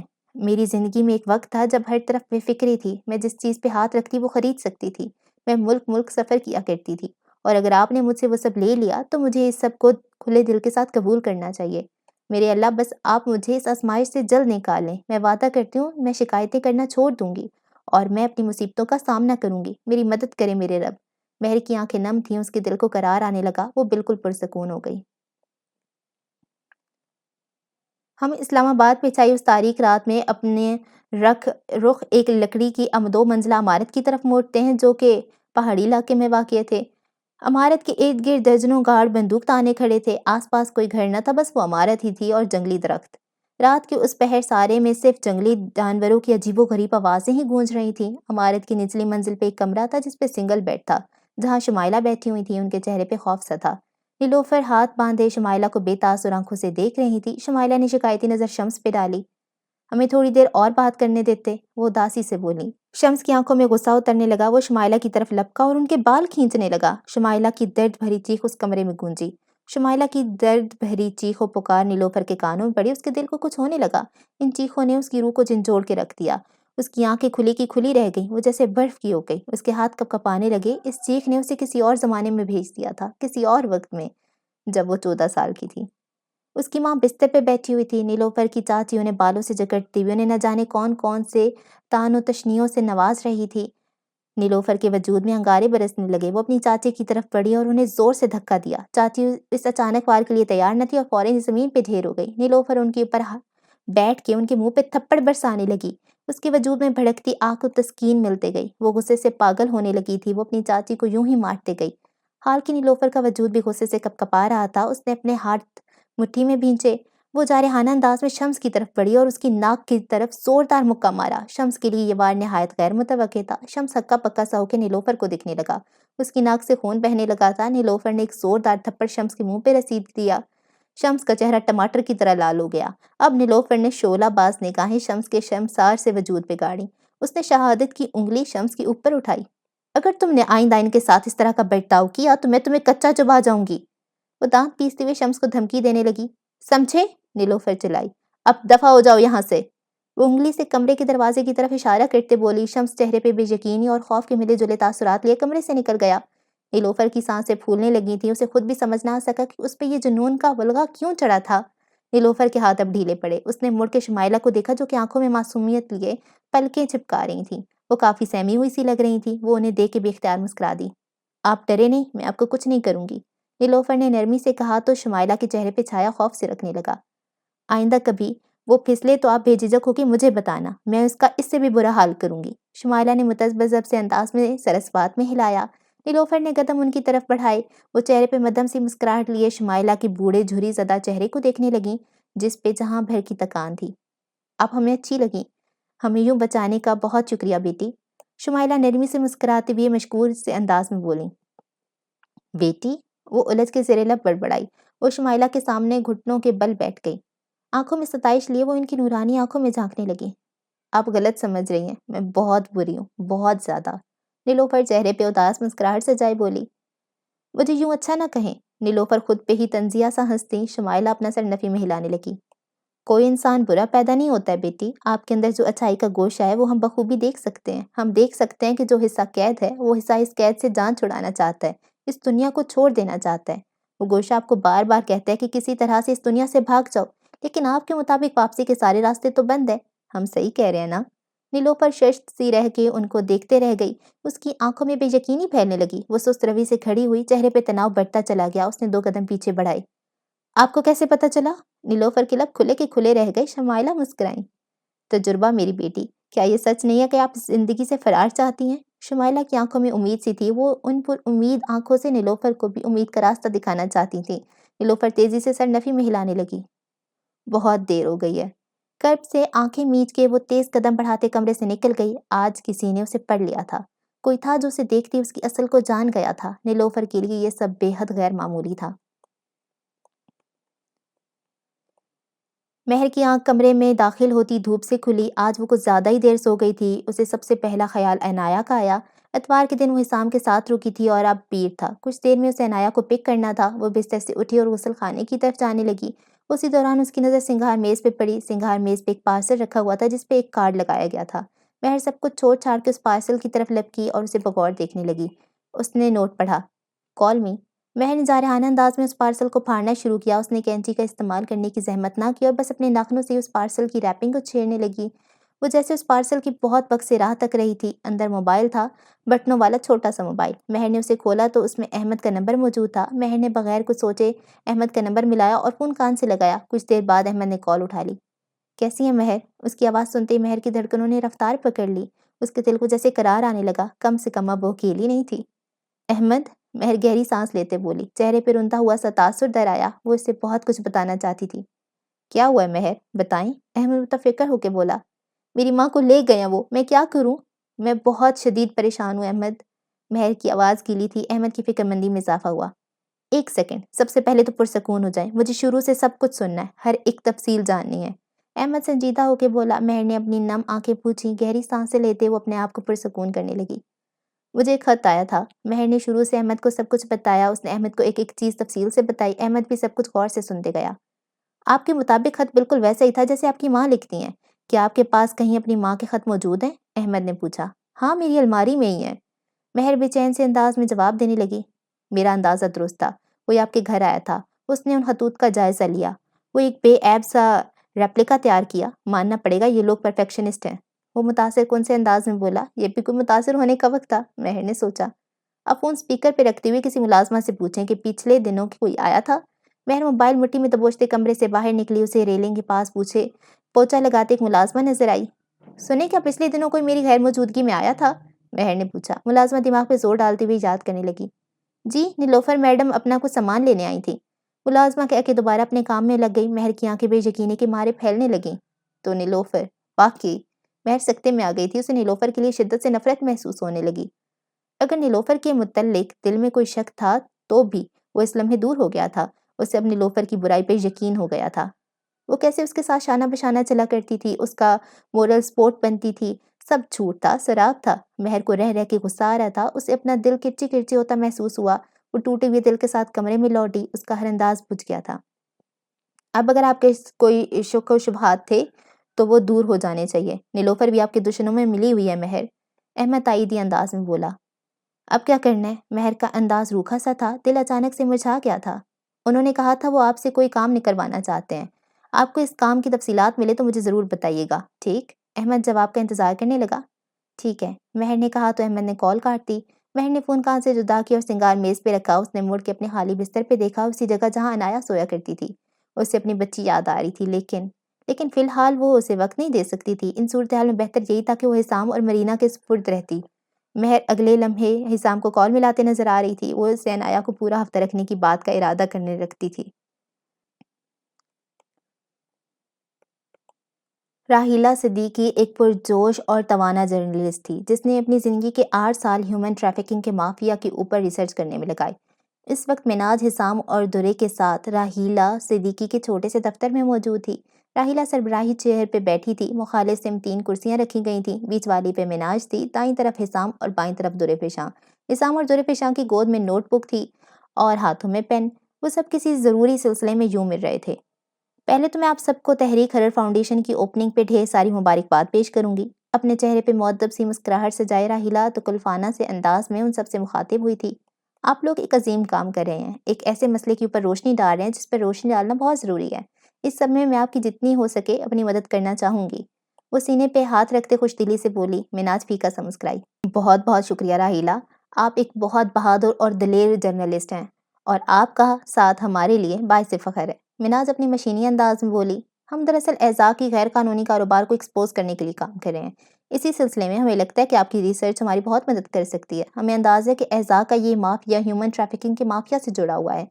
ہمارے اس اندازے میں کتنی سچائی ہے؟ بات سمیٹ کے مناج جواب طلب نگاہوں سے راحیلہ کو دیکھنے لگی۔ مجھے بھی یہی لگتا ہے، جہاں تک میری ریسرچ ہے یہ بہت حد تک ممکن ہے۔ مناج آپ ہی بتائیں، میں کہاں سے بتانا شروع کروں؟ راحیلہ نے نرمی سے کہا۔ آپ ہمیں جہاں سے بتانا چاہیں وہاں سے بتائیں۔ مناج سننے کے لیے تیار تھی۔ حسام اور درے بھی لکھنے کے لیے تیار لگتے تھے اور راحیلہ وہ بھی بولنے کے لیے تیار تھی۔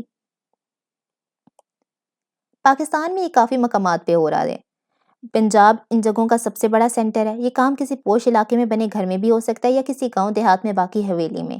اس کام کے لیے مقید ایک ایسے ہی گھر پہ ہم سرسری سی نظر ڈالتے ہیں۔ گھر کے باہر 2 گارڈز پہرا دے رہے تھے۔ ایک چھوٹا سا باغیچہ کراس کر کے گھر کی عمارت میں چبوترے کے ذریعے اندر داخل ہوتے تھے۔ اندر آتے ہی بہت سے خوبصورت چمکتے دمکتے چہرے نظر آتے تھے، کچھ مسکراتے ہوئے، کچھ اداس سے، کچھ کی آنکھیں نم اور کچھ خوش ہونے کا محض ناٹک ہی کر رہے ہیں۔ اس گھر کے مقیم اپنی بدقسمتی سے بخوبی واقف تھے۔ وہ جانتے تھے کہ ان کا اس قید خانے سے رہائی کا کوئی امکان نہ تھا۔ اگر وہ کچھ کرتے تو مار دیے جاتے۔ اب ان کے پاس یہ دوزخ زدہ زندگی گزارنے کے علاوہ کوئی راستہ نہ تھا۔ خوشی سے جیتے، یہ اپنے آپ کو ملامت کرتے۔ تھی تو یہ زندگی اور جینی بھی ان سب نے ہی تھی۔ 1970 تک پاکستان میں ریڈ لائٹس ایریا کافی عام تھے، مگر پھر ضیاء الحق نے ان ریڈ لائٹ ایریاز پہ پابندی نافذ کی اور اس طرح یہ کام وہاں پہ ختم ہو گیا۔ مگر انسان بہت چالاک چیز ہے، اس کے لیے برائی کا ایک راستہ بند ہو تو وہ اور راستے تلاش کر لیتا ہے، اور ایسا ہی ہوا۔ اب میں تمہیں modern day red light areas کے بارے میں بتاتی ہوں، جو کہ در حقیقت ریڈ لائٹ ایریاز نہیں، بس ان کا کردار ادا کرتے ہیں۔ مزے کی بات یہ ہے کہ ان سب کو یہ 2 ٹکے کے پولیٹیشین سپورٹ کرتے ہیں، اور اس لیے ہیومن ٹریفکنگ کا مافیا اتنا مضبوط ہے، کیونکہ اس سب کے پیچھے طاقتور عمرا اور پولیٹیشنز ہیں۔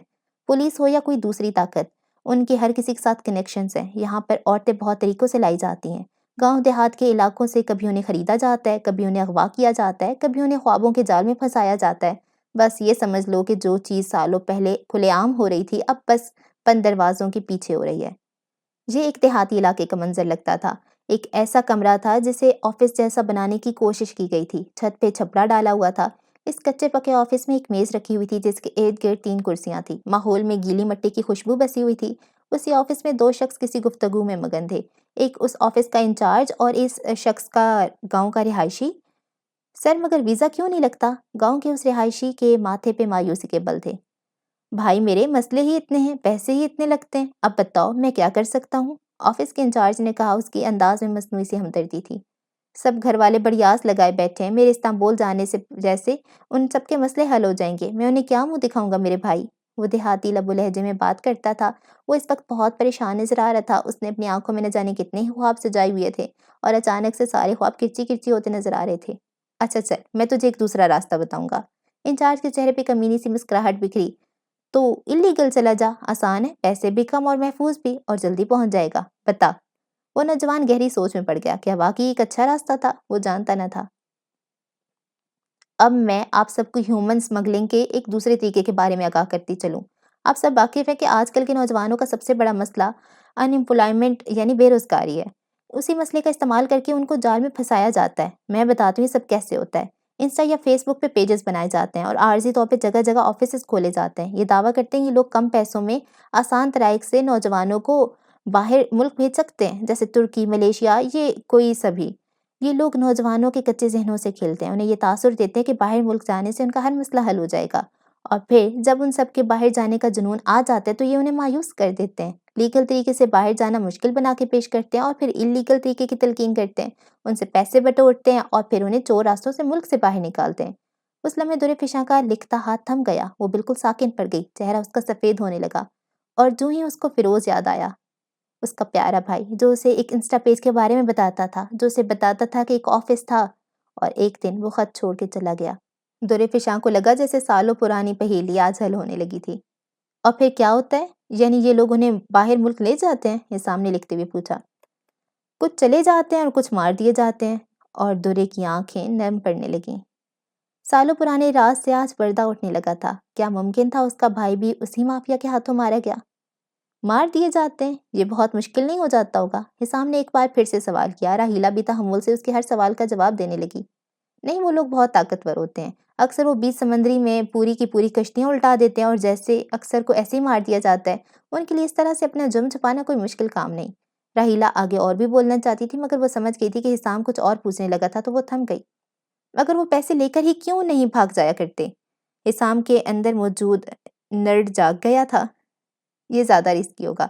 इस तरह से लोग एहतजाज करेंगे और लोगों में शऊर पैदा होगा। शऊर उन सब का सबसे बड़ा दुश्मन होता है। शऊर उन सब का कारोबार तबाह कर सकता है। इसलिए उनका इन नौजवानों को चोर रास्तों से लेकर जाना ज़्यादा आसान है। राहीला ने मौजू समेटा, अब वो अगली बात पे आई। वो एक गोदाम था, लेकिन इंसानों का। शहर से काफ़ी दूर और ऐसे इलाके में था जहाँ आबादी ना होने के बराबर थी। इधर ढेर सारे गार्ड्स पहरा दे रहे थे। उस बड़े से गोदाम की तरफ एक नीली शर्ट वाला बंदा चलता आ रहा था। उसके हाथ में कुछ फाइल्स थी। उसे गार्ड्स ने नहीं रोका। गोदाम के दरवाजे के पास एक सफ़ेद शर्ट में मलबूस बंदा बैठा था। हाँ, क्या हुआ? सफ़ेद शर्ट वाले बंदे ने पूछा। ये फाइल बड़े अस्पताल से आई है। मैच ढूंढो और बताओ। कल सुबह तक ये 4 मैचेस रवाना कर देना। नीली शर्ट वाले ने लापरवाही से बताया। सफ़ेद शर्ट वाले ने फाइल्स थामे उन्हें बगौर देखने लगा।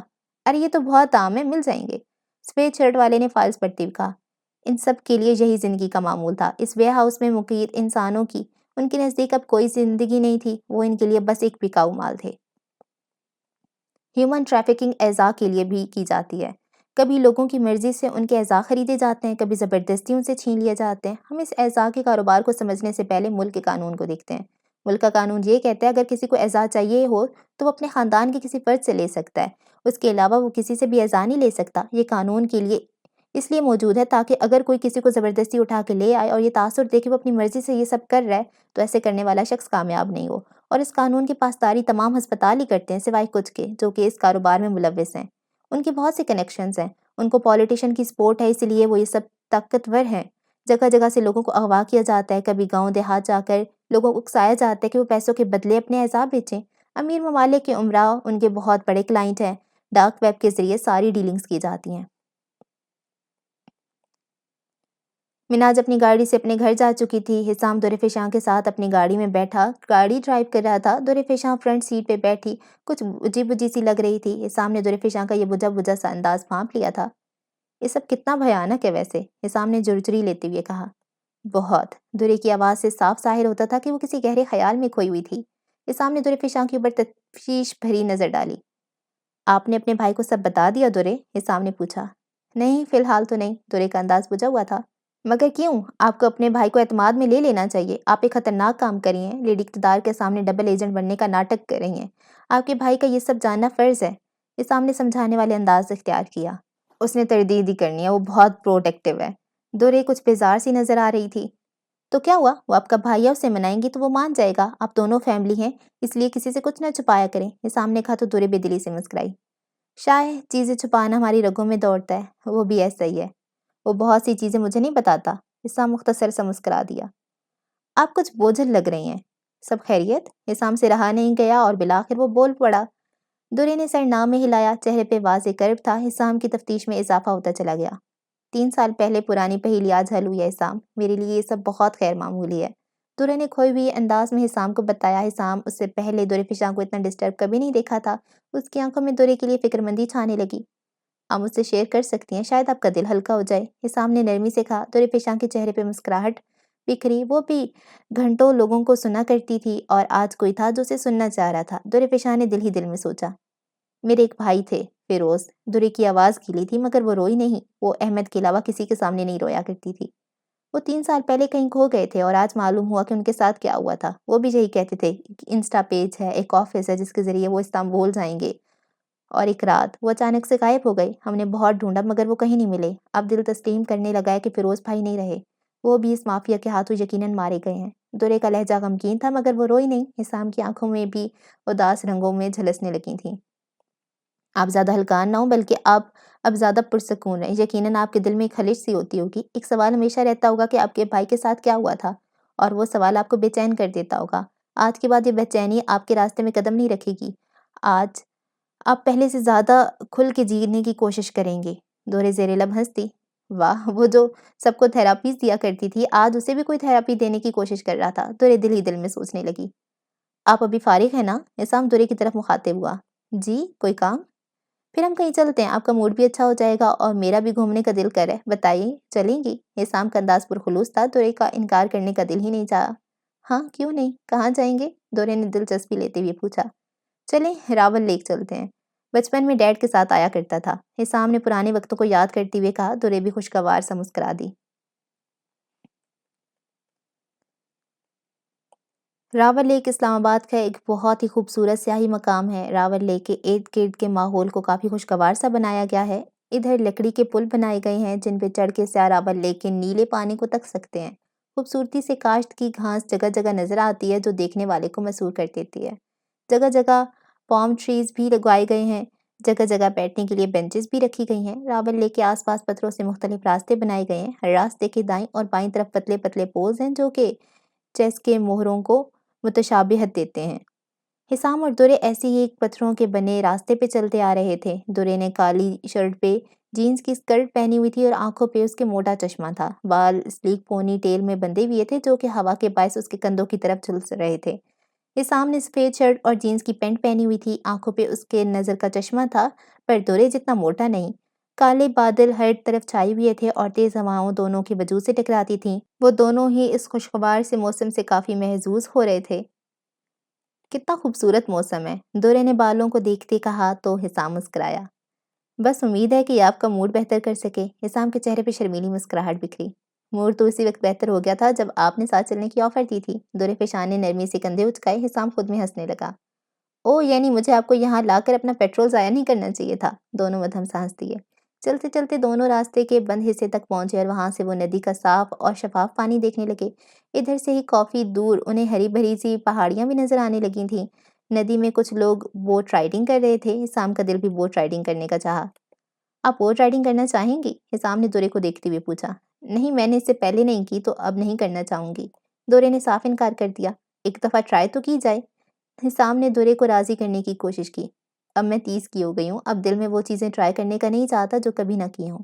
کوئی بات نہیں، 30 کا ہونے کا یہ مطلب نہیں کہ زندگی جینا چھوڑ دی جائے، درے مسکرا دی۔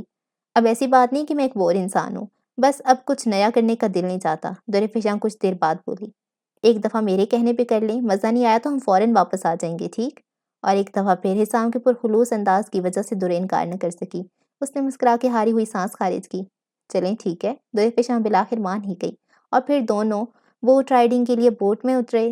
درے نے اسپورٹس شوز پہنے ہوئے تھے تو اس کے لیے بوٹ میں اترنا مشکل نہ تھا۔ اس کے اترتے ہی بوٹ پانی میں مختصر سا جھومنے لگی۔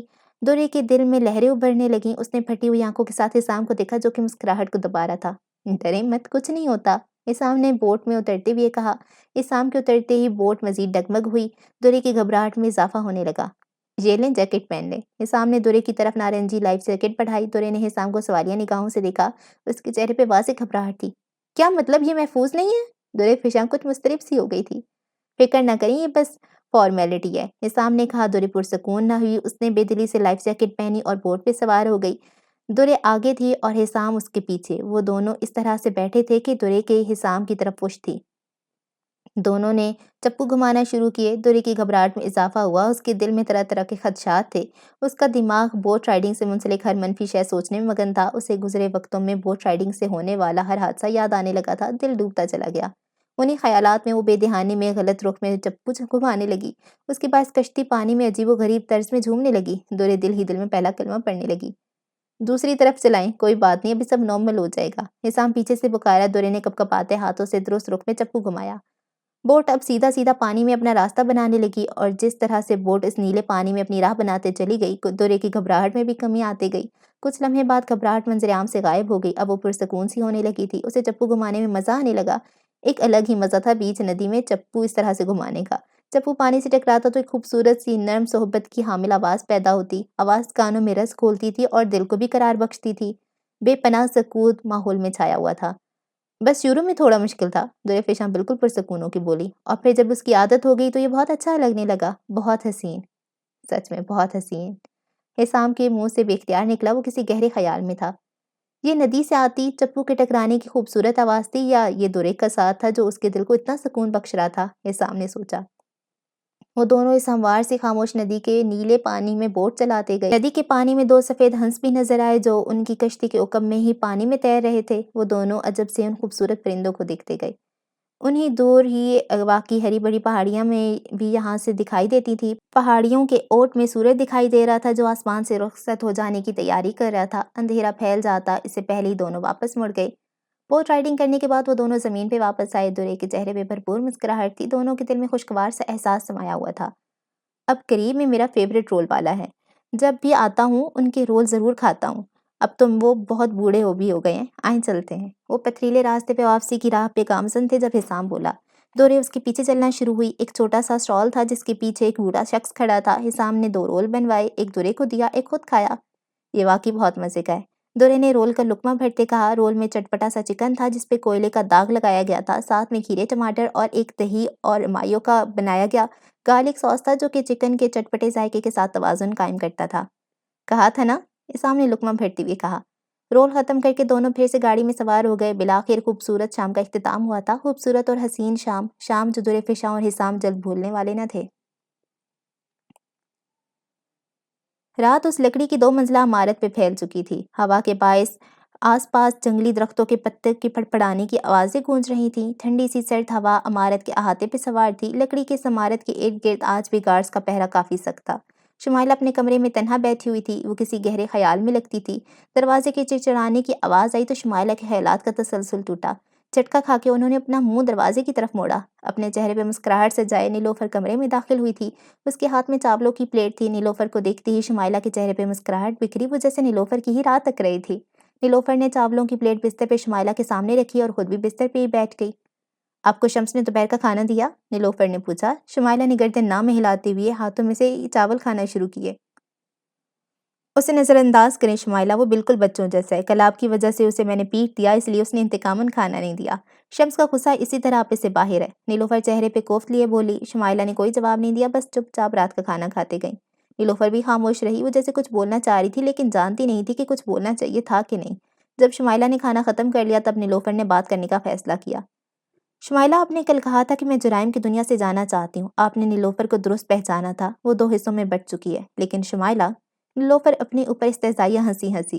اس کی آنکھوں میں کچھ غمگین کر دینے والا تھا۔ نیلوفر اپنے لیے واپسی کا ہر دروازہ بند کر کے آئی ہے۔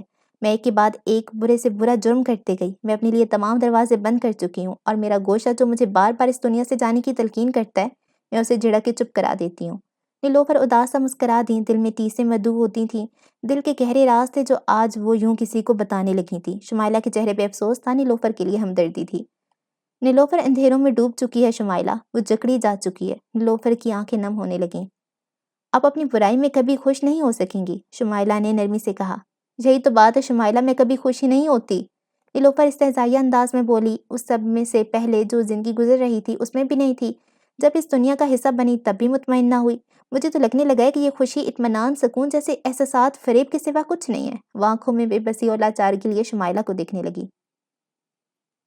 شمائلہ کے چہرے پہ آسودہ سا تاثر تھا، وہ جیسے نیلوفر کی ہر الجھن کا جواب اپنے پاس رکھتی تھی۔ انہوں نے ایک شفقت بھری نگاہ نیلوفر پہ ڈالی۔ وہ شفقت بھری نگاہ جب نیلوفر نے دیکھی تو اسے لگا جیسے وہ موم کی بنی ہوئی تھی، وہ پگھلنے لگی تھی۔ اسے اس وقت احساس ہوا کہ وہ بھی اس احساس کے لیے کتنا ترس رہی تھی کہ کوئی اسے پیار کرتا، کہ کوئی اس سے اب بھی اس کے لیے شفقت رکھتا۔ نیلوفر آنکھوں میں حیرانی لیے شمائلہ کو دیکھ رہی تھی۔ وہ ایک دفعہ پھر سے ان کے سحر کے زیر اثر کہیں کھونے لگی تھی۔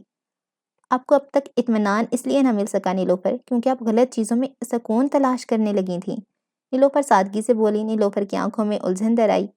نیلوفر اب برباد ہو چکی ہے، بس۔ نیلوفر نے ہاتھ اٹھا کے حتمی سے انداز میں کہا اور منہ شمائلہ کی طرف سے پھیر لیا۔ آپ ایک دفعہ پوچھیں اپنے آپ سے کہ اگر آپ کے پاس واپسی کا راستہ موجود ہو تو کیا آپ اس سب کو چھوڑ نہ چکی ہوتی؟ شمائلہ نے نیلوفر کے چہرے پہ نظر گاڑی۔ نیلوفر نے اپنا منہ شمائلہ کی طرف موڑا۔ آنکھوں میں شمائلہ کے لیے حیرت تھی، آنکھیں نم بھی تھیں، بہت سے جذبات بس اسے ایک جملے نے جگا دیے۔ نیلوفر نے سست روی سے سر ہاں میں ہلایا، آنسوؤں کا ایک پھندا اس کی آنکھوں سے نکلا۔ بہت پہلے ہی، وہ گیلی سانس اندر کھینچتے بولی تو شمائلہ آسودہ سا مسکرا دی۔ تو ہم آپ کو بتانا چاہتے ہیں کہ آپ غلط گمان کرتی ہیں، واپسی ممکن ہے، واپسی ہمیشہ ممکن ہوتی ہے نیلوفر۔ ہمارا خدا وہ رحیم ہے نیلوفر، وہ رحمان ہے، وہ غفور ہے۔ شمائلہ کی آنکھوں میں چمک در آئی۔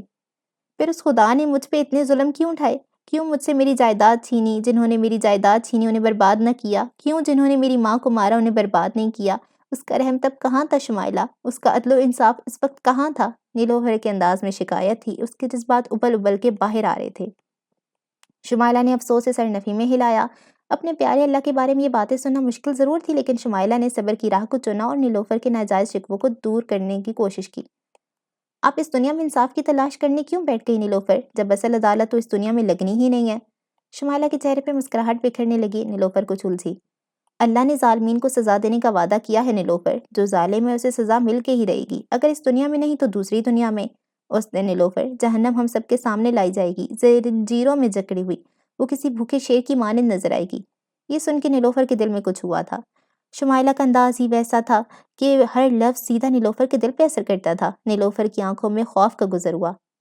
اور اس وقت ہوگا صحیح معنوں میں انصاف نیلوفر، خدا اس وقت جس کو چاہے گا جہنم میں ڈال دے گا، جس کو چاہے جنت میں، اور ہم انسانوں کے خدا کے فیصلوں پہ سوال کرنے کا کوئی اختیار نہیں ہوگا۔ ہم اپنے خود کے اعمال میں جکڑے ہوں گے۔ اس وقت صرف ہمیں اپنی فکر ہوگی کہ بس کسی طرح سے ہمارے اعمال ہمیں جنت تک پہنچا دیں۔ وہ دن گنہگاروں کے دل کو جھنجھوڑ کے رکھ دے گا۔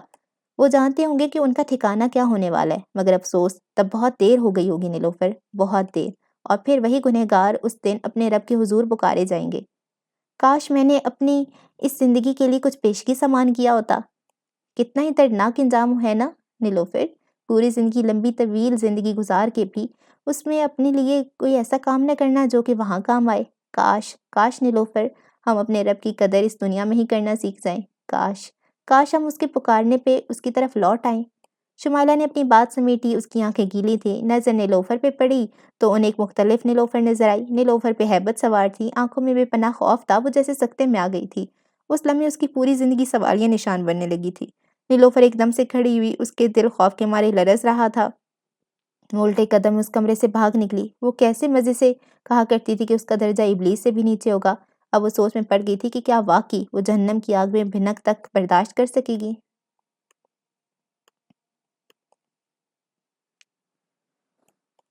کالی رات اپنے اختتام کو پہنچی اور سورج آسمان پہ اپنے جلوہ افروز کے ساتھ پرواز کرنے لگا، مگر سورج کی پرواز زیادہ دیر نہ ٹکی۔ جلد ہی اسلام آباد کو گہرے بادلوں اور ٹھنڈی ٹھنڈی نم ہواؤں نے گھیر لیا۔ گہرے سرمئی بادلوں کی اوٹ میں چھپا سورج اسلام آباد کے مکینوں پہ اپنی کرنوں سے وار کرنے کی کوشش کر رہا تھا، لیکن بے فیض۔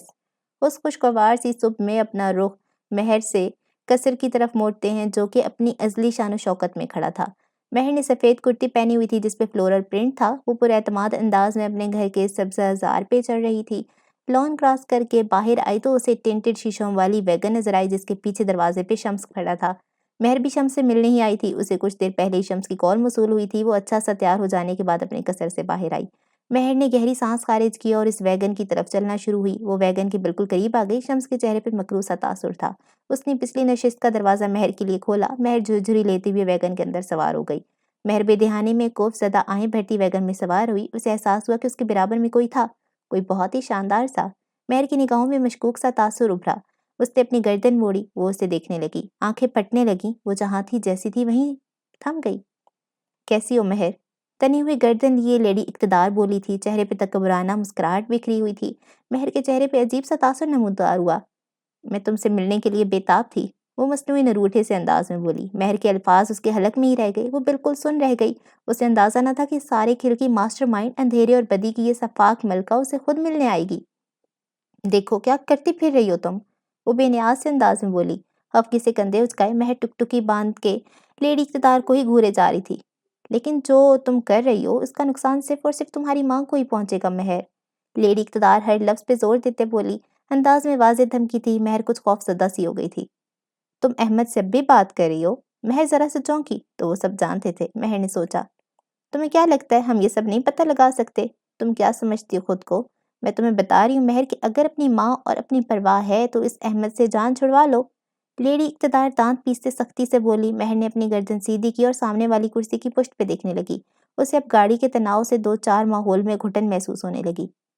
وہ خود غرض انسان ہے مہر، اسے تمہاری اور تمہاری ماں کی پرواہ نہیں ہے، وہ صرف ہمیں برباد کرنا چاہتا ہے اور بس۔ اپنے مقصد کی تکمیل کے لیے اگر اسے تمہیں قربان کرنا پڑے تو وہ بے جھجک کر دے گا۔ اسے اگر تمہاری ماں کو قربان کرنا پڑے تو وہ یہ بھی کر گزرے گا مہر، وہ ایسا کرنے میں ایک لمحہ نہیں لگائے گا۔ اور تم کیا کر رہی ہو؟ لیڈی اقتدار نے استہزائیہ نظر مہر پہ ڈالی۔ تم اس کے پیچھے اپنی جان تو خطرے میں ڈال رہی ہو لیکن ساتھ ساتھ اپنی بوڑھی ماں کو بھی خطرے میں جھونک رہی ہو، وہ دانت پیستے بولی۔ اس کے انداز میں کڑواہٹ تھی، احمد کے لیے شدید نفرت تھی۔ مہر آگے سے کچھ بھی نہ بول سکی۔ اس وقت وہ الجھ سی گئی تھی۔ کیا لیڈی اقتدار ٹھیک کہہ رہی تھی؟ کیا واقعی احمد ایسا تھا؟ کیا وہ واقعی اسے قربان کر سکتا تھا؟ نہیں نہیں، وہ تو جس احمد کو جانتی تھی وہ ایسا دور دور تک نہیں کر سکتا تھا۔ اس کا احمد ایسا تھوڑی تھا۔ مہر نے اپنے تمام خیالات کو جھڑکا۔ وہ اپنے آپ کو نارمل کرنے لگی۔ وہ لیڈی اقتدار کے سامنے قطعی گھٹنے ٹیک دینا نہیں چاہتی تھی۔ شمس کہہ رہا تھا کہ آپ سب لوگوں نے مجھ سے کوئی کام کروانا ہے جس کے بعد میری ماں مجھے دے دی جائے گی، مجھے ذرا اس کام کے بارے میں بتائیں۔ مہر اپنے آپ کو پرسکون کرتے بولی۔ لیڈی اقتدار نے اپنے سر کو جنبش دی، چہرے پہ متاثر کن تاثر ابھرا۔ آج اسے لگا جیسے وہ عبداللہ سلطان کی بیٹی سے مل رہی تھی، ٹو دا پوائنٹ اور صرف اپنی بات کرنے والی۔ اب دیکھو یہی بتانے تو مجھے یہاں تک آنا پڑا، ملکہ نے مصنوعی خفگی سے ناک سے کوڑی۔ مہر صرف یہ کام کرنا کافی نہیں ہوگا، یہ کام تمہیں احمد کی مداخلت کے بغیر کرنا ہوگا۔ مجھے بھنک بھی پڑی کہ احمد تمہارے آگے پیچھے ہے تو تمہاری ماں کو مارنے میں ایک سیکنڈ بھی نہیں ضائع کروں گی۔ لیڈی اقتدار نے مہر کو دھمکی دی۔ مہر کا دل ڈوبنے لگا۔ اور آسان موت نہیں، اس کے میں پہلے سارے اعضاء نکالوں گی، لیڈی اقتدار سرگوشی والے انداز میں بولی۔ چہرے میں کرو مسکراہٹ تھی۔ مہر کا دل زور سے دھڑکنے لگا۔ یہ الفاظ اس کے کان میں پگھلی ہوئی سیسے کی مانند اترتے تھے۔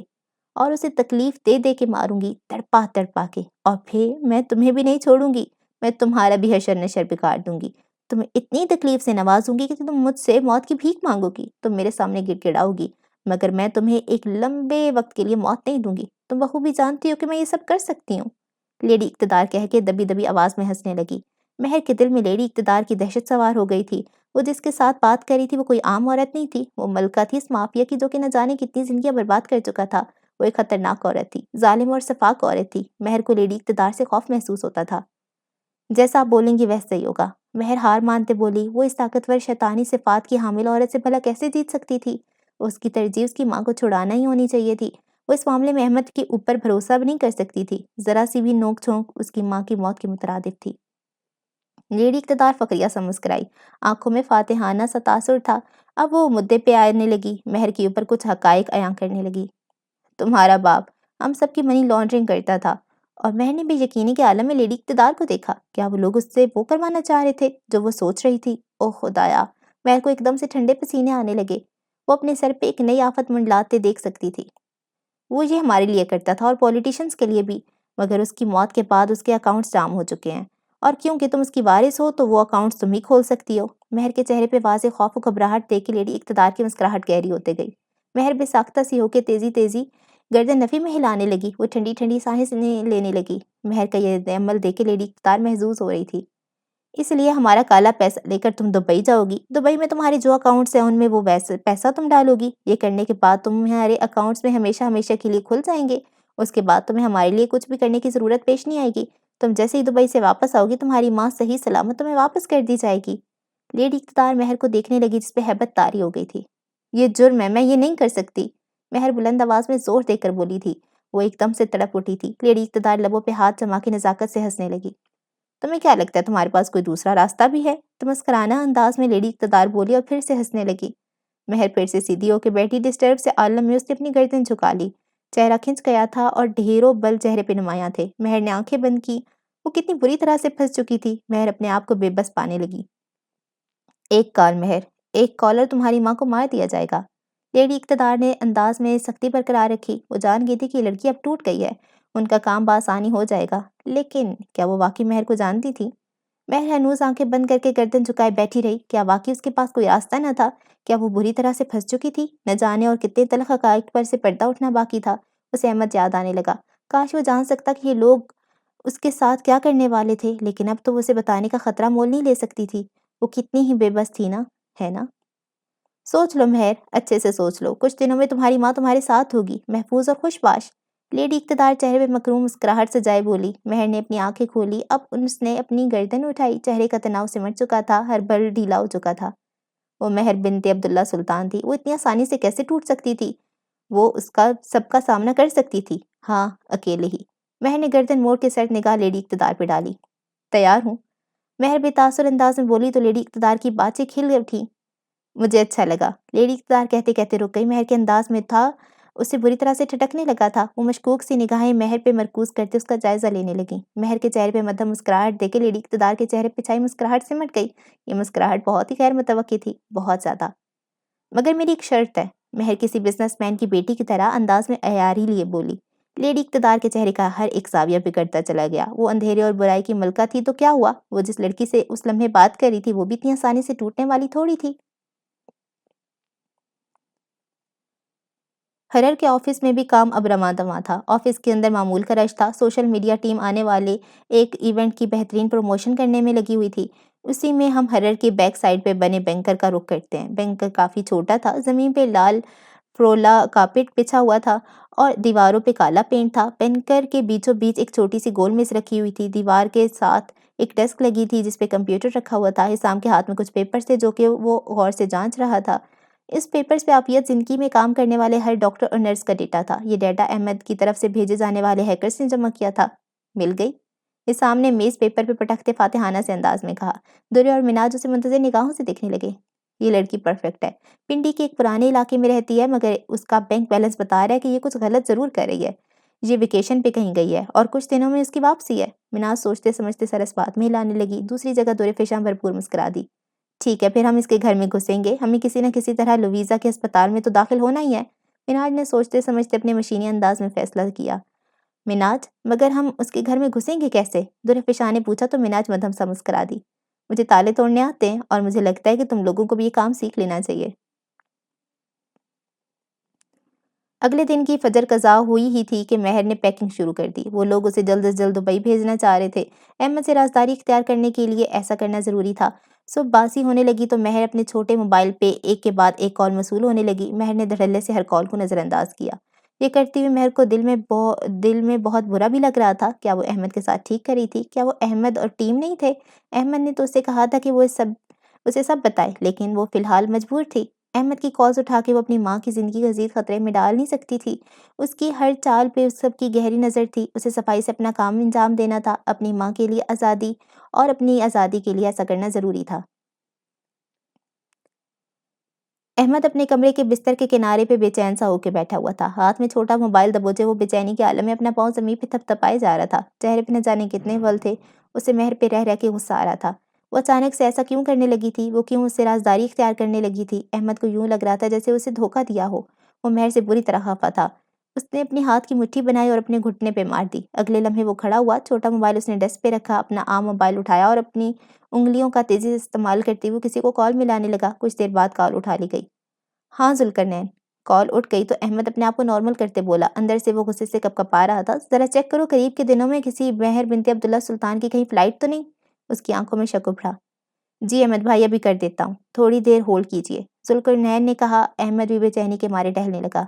جی مہر بنت عبداللہ سلطان۔ کچھ دیر بعد ذوالقرنین بولا۔ ان کی فلائٹ شام 5 بجے کی ہے، دبئی کی۔ احمد کو اس لمحے سانپ سونگھ گیا۔ وہ اپنا سر پکڑتے رہ گیا۔ اس کا اندازہ بالکل نشانے پہ جا کے لگا تھا۔ وہ ہمیشہ سے جانتا تھا کہ وہ لوگ مہر سے یہی سب کروائیں گے۔ احمد اضطراب کے عالم میں اپنی کنپٹی مسلنے لگا۔ مہر کے لیے جہاں غصہ تھا وہاں تشویش بھی۔ وہ اسے اپنے آپ کو آگ میں حوالے کیسے کرنے دے سکتا تھا؟ سنو، احمد کچھ دیر سوچنے کے بعد بولا، میری بھی اسی جہاز پہ فلائٹ بک کروا دو۔ اس کی آنکھوں میں شدید ناگواری تھی۔ اب مہر کی خاطر اسے اپنا نیا نویلا آفس یوں اکیلا چھوڑ کے دبئی جانا پڑ رہا تھا۔ اف، احمد بس سانسیں بھرتا رہ گیا۔ اکانومی یا بزنس؟ ذوالقرنین نے بولا۔ اکانومکس۔ احمد کی آواز میں خوف سی تھی۔ ٹھیک ہے بھائی، ہو جائے گی، یہاں آ کے ٹکٹس لے لینا مجھ سے، ذوالقرنین نے کہا تو احمد نے کال کاٹ دی۔ اسے اس لڑکی کی وجہ سے نہ جانے کیا کچھ کرنا پڑ رہا تھا۔ احمد نے لامحسوس انداز میں پیر پٹکا اور موبائل بیڈ کی طرف اچھالا۔ ایسی کی تیسی، میں بھی دیکھتا ہوں کیسے بھاگتی ہوں مجھ سے، احمد زیر لب بڑبڑایا۔ اس نے ہڑبڑاہٹ کے عالم میں پیکنگ شروع کی۔ اس کا دماغ گھوم چکا تھا، جو کپڑے ملتے وہ اپنے بیگ میں ڈال دیتا۔ اپنے کریڈٹ کارڈز اور ڈاکس سب اس نے سوٹ کیس میں اچھال دیے، اور پھر وہ سوٹ کیس ہاتھ میں پکڑے کندھے پہ بیگ پیک لٹکائے کمرے سے نکلا۔ سیڑھیاں اترا تو دورے فشاں آئی لینڈ کچن میں مصروف تھی۔ احمد، اتنی جلدی میں کہاں جا رہے ہو؟ دورے پیچھے سے پکاری۔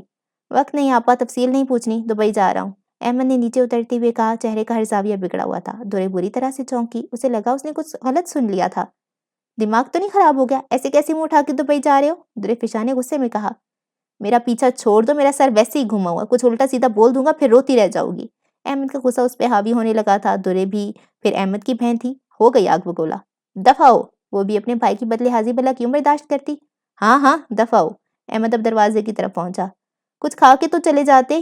ایک لمحے وہ احمد کے لیے اپنی ناراضگی بھلا بیٹھی اور متفکر ہو کے پوچھنے لگی، راستے سے بہت سامان لینا ہے، ابھی تمہارا سڑا ہوا کھانا کھا کے اپنا وقت نہیں ضائع کر سکتا۔ یہ سن کے تو دورے کی روح میں آگ سی لگ گئی۔ بھاڑ میں جاؤ، احمد سر جھٹکتے ہوئے بائک پہ بیٹھا اور گھر سے جانے لگا۔ حسام کی گاڑی اسلام آباد کی سڑکوں پہ رواں دواں تھی۔ وہ ڈرائیونگ سیٹ پہ براجمان ڈرائیونگ کر رہا تھا، جبکہ مناج اور دورے پچھلے نشست پہ براجمان تھے۔ دونوں نے اوپر سے نیچے جلباب زیبتن کیے ہوئے تھے، جس کے باعث وہ سر سے پیر تک ڈھکی ہوئی تھی۔ حسام کی گاڑی پھر پنڈی کے ایک پرانے سے علاقے میں داخل ہوئی۔ پہنچ گئے۔ حسام نے گاڑی ایک پرانی عمارت سے دور پارک کی۔ وہ لوگ یہاں پہ امارا نامی نرس کے اپارٹمنٹ میں گھسنے آئے تھے۔ امارا لیڈی اقتدار کے اسپتال عافیت زندگی میں ہی کام کرتی تھی۔ حسام، اس بوڑھے چوکیدار کو باتوں میں لگا کے رکھنا، ہم اس کی بے دہانی کا فائدہ اٹھاتے بلڈنگ میں گھسیں گے۔ مناج کے کہتے ہی حسام گاڑی سے اتر گیا۔ اس کے دل میں لہریں ابھر رہی تھی۔ وہ ایک انٹروورٹ تھا، زیادہ باتیں کرنا، لوگوں میں گھلنا ملنا اس کے بس کی بات نہ تھی، لیکن آج ہرر کی اس تحریک کی خاطر اسے یہ کرنا پڑ رہا تھا۔ اس بلڈنگ کا چوکیدار بوڑھا سا تھا، چہرے پہ لمبی سی داڑھی تھی اور ماتھے پہ نماز کے باعث کالا نشان۔ انہوں نے سر پہ سفید ٹوپی پہنی ہوئی تھی اور نیچے چاندنی رنگ کا کرتا۔ حسام ان کی طرف بڑھا، ان کے چہرے پہ گھبراہٹ سی تھی۔ ہاں بیٹا، کہاں جانا ہے؟ چوکیدار پشتون لب و لہجے میں بولا۔ حسام کے چہرے پہ سنجیدگی تھی۔ اس نے موبائل نکالا، بوڑھے چوکیدار کی طرف کرتے ہوئے وہ مڑا۔ چوکیدار بھی حسام کے موبائل میں جھانکتے ہوئے مڑ گئے اور اس کے موبائل میں ایک تصویر دیکھنے لگے۔ اب چوکیدار کی بلڈنگ کے دروازے کی طرف پشت تھی۔ یہ بلڈنگ کدھر ہے؟ پاس ہی ہے نا؟ حسام نے ایک بلڈنگ کی تصویر سامنے کی۔ یہ تصویر اس نے راستے میں کھینچی تھی۔ بات کرنے کا کوئی نہ کوئی بہانہ تو تلاش کرنا تھا نا۔ ہاں بیٹا، یہ ادھر سے سیدھا جا کے بائیں مڑو گے، رفیق درزی کی دکان کے ساتھ والی گلی میں ہی ہوگی۔ بوڑھے پٹھان چوکیدار نے ہاتھ ہلا ہلا کے بتانا شروع کیا، اور یہی وقت تھا جب دورے اور مناج جلباب پہنے ہوئے بلڈنگ کے اندر داخل ہوئیں۔ وہ بوڑھے چوکیدار کی نظروں میں نہیں آئی تھی۔ حسام نے بہرحال دونوں کو جاتے ہوئے دیکھ لیا تھا۔ آپ کا بہت شکریہ چچا جی، ویسے داڑھی کتنی خوبصورت ہے آپ کی، میں کب سے اگانا چاہتا ہوں مگر اچھی نہیں آتی تو کاٹ دیتا ہوں۔ حسام نے بات جاری رکھنے کی کوشش کی۔ اسے کسی بھی طرح سے بوڑھے چوکیدار کو دورے اور مناج کی واپسی تک باتوں پہ لگائے رکھنا تھا۔ مناج اور دورے تیزی سے سیڑھیاں پھلانگتی رہی تھی۔ وہ بہت چکنا تھی۔ جیسے ہی کسی کی آہٹ سنائی دیتی تو اپنی رفتار بالکل آہستہ کر لیتی۔ وہ تیسری منزل میں پہنچی۔ ایک پتلی راہداری سیڑھیاں ختم ہوتی ہی نمودار ہوئی تھی۔ دائیں اور بائیں طرف گھروں کے دروازے تھے۔ سد شکر امارا کا گھر بالکل شروع میں ہی تھا، کارنر پہ۔ دورے اور مناج دروازے کے پاس آ کے کھڑی ہو گئی۔ اب تم دیکھنا تالا کیسے توڑا جاتا ہے۔ مناج نے اپنے کندھے سے بیگ اتارا۔ دورے آس پاس نظر دہرائی جا رہی تھی۔ کچھ بھی غلط ہوتا تو ان دونوں کو بغیر سوچے سمجھے یہاں سے بھگا جانا تھا۔ وہ ہر چیز کی تیاری کر کے آئی تھی۔ یہ چاندنی تالے سب سے آسانی ہوتے ہیں۔ مناج نے اپنے بیک پیک سے ایک پاکٹ نائف نکالی۔ دورے اب متوجہ ہوئی۔ ان کی سائڈ پہ ایک لیب لگا ہوتا ہے جسے ہم اکھاڑ لیں گے۔ مناج اس تالے کی سائڈ پہ لگا لیب پاکٹ نائف کی مدد سے اکھاڑنا شروع ہوئی۔ لیب اکھڑ گیا تو 4 گولے دائرے نظر آئے۔ یہ سوراخ تھے جن میں لوہے کی بنی ہوئی باریک تاریں ڈالی گئیں۔ مناج نے تالا ترچھا کیا تو 4 باریک تاریں نکل کے زمین پہ گر گئیں۔ اب کام آسان ہے، چھری سے اس تالے کو کھول دینا ہے۔ مناج نے کی ہول میں پاکٹ نائف گھسائی اور اسے گھما دیا۔ تالا ایک کلک کے ساتھ کھل گیا۔ دورے فشاں تعجب سے سب دیکھتی رہی۔ تالا ٹوٹ جانے کے بعد مناج نے کنڈی کھولی تو دروازہ کھل گیا۔ کسی نے انہیں اندر آتے نہیں دیکھا تھا۔ انہوں نے پیچھے سے دروازہ بند کیا اور گھر میں داخل ہوئے۔ اس گھر میں داخل ہوتے ہی دائیں جانب کچن تھا، لابی عبور کرتے ہی لاؤنج تھا اور لاؤنج کے فوراً بعد ہی کمرے کا دروازہ۔ اپارٹمنٹ میں بس ایک ہی کمرہ تھا۔ وہ تینوں سیدھا کمرے میں گئیں۔ کمرے میں آ کے انہوں نے الماریاں کھول کے چھان بین شروع کی۔ وہ دونوں بہت احتیاط سے کام کر رہے تھے، جو چیز اٹھاتے اسی جگہ پہ رکھ دیتے۔ درے کو الماری سے 2 نرس والے سفید کوٹ ملے۔ وہ دونوں ان کوٹس کے ساتھ زمین پہ چوکڑی مار کے بیٹھ گئیں۔ جلدی بٹنز دو۔ درے نے مناج سے خاص بٹنز مانگے جن میں چھوٹا سا مائکروسکوپک کیمرہ انسٹال تھا۔ مناج نے اپنے بیگ سے بٹن سے بھرا ہوا ایک تھیلا نکالا۔ سفید بٹن تھے لیکن بیچ میں ایک چھوٹا سا سلور نشان بنا ہوا تھا۔ مناج نے ساتھ ساتھ دھاگا بھی نکال کے درے فشاں کے حوالے کر دیا۔ ویسے مناج، تم نے آج تک کتنے تالے توڑے ہیں؟ درے نے سوئی دھاگے سے کوٹ میں نئے بٹنز لگاتی شرارتی انداز میں پوچھا۔ ہم وکیل لوگ بہت ٹیڑے کام کرتے ہیں، اس لیے یہ سب نہ پوچھو۔ مناج کے مشینی انداز میں مدھم سی شرارت تھی۔ درے مسکرا دی۔ کتنے ٹیڑے؟ درے زیر لب ہنس دی۔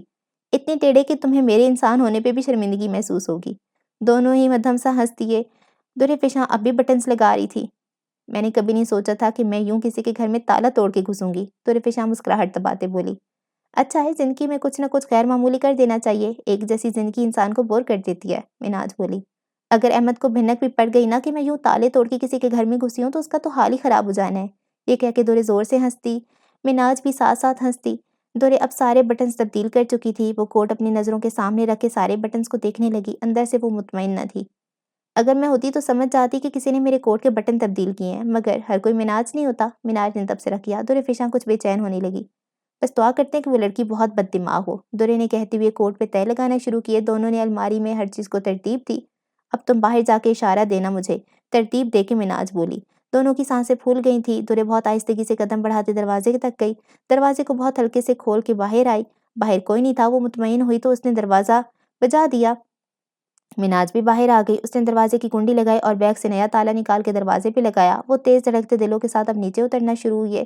دونوں نیچے آئیں تو حسام ابھی بوڑھے چوکیدار سے باتیں کر رہا تھا۔ اس کے چہرے پہ خوف صاف ظاہر ہوتی تھی۔ دونوں اپنے جلباب کے پیچھے سے ہنسنے لگیں۔ ان دونوں کو واپس آتا دیکھے حسام نے سکون بھری آہ خارج کی۔ ہیں یہ کیسی عورتیں جو بیچ راہ میں اپنے شوہروں کو چھوڑ کر چلی گئیں؟ بوڑھے چوکیدار حسام کے ساتھ باتوں میں بہت مغموم نظر آ رہے تھے۔ انہیں حسام خاصا شریف معلوم ہوا تھا۔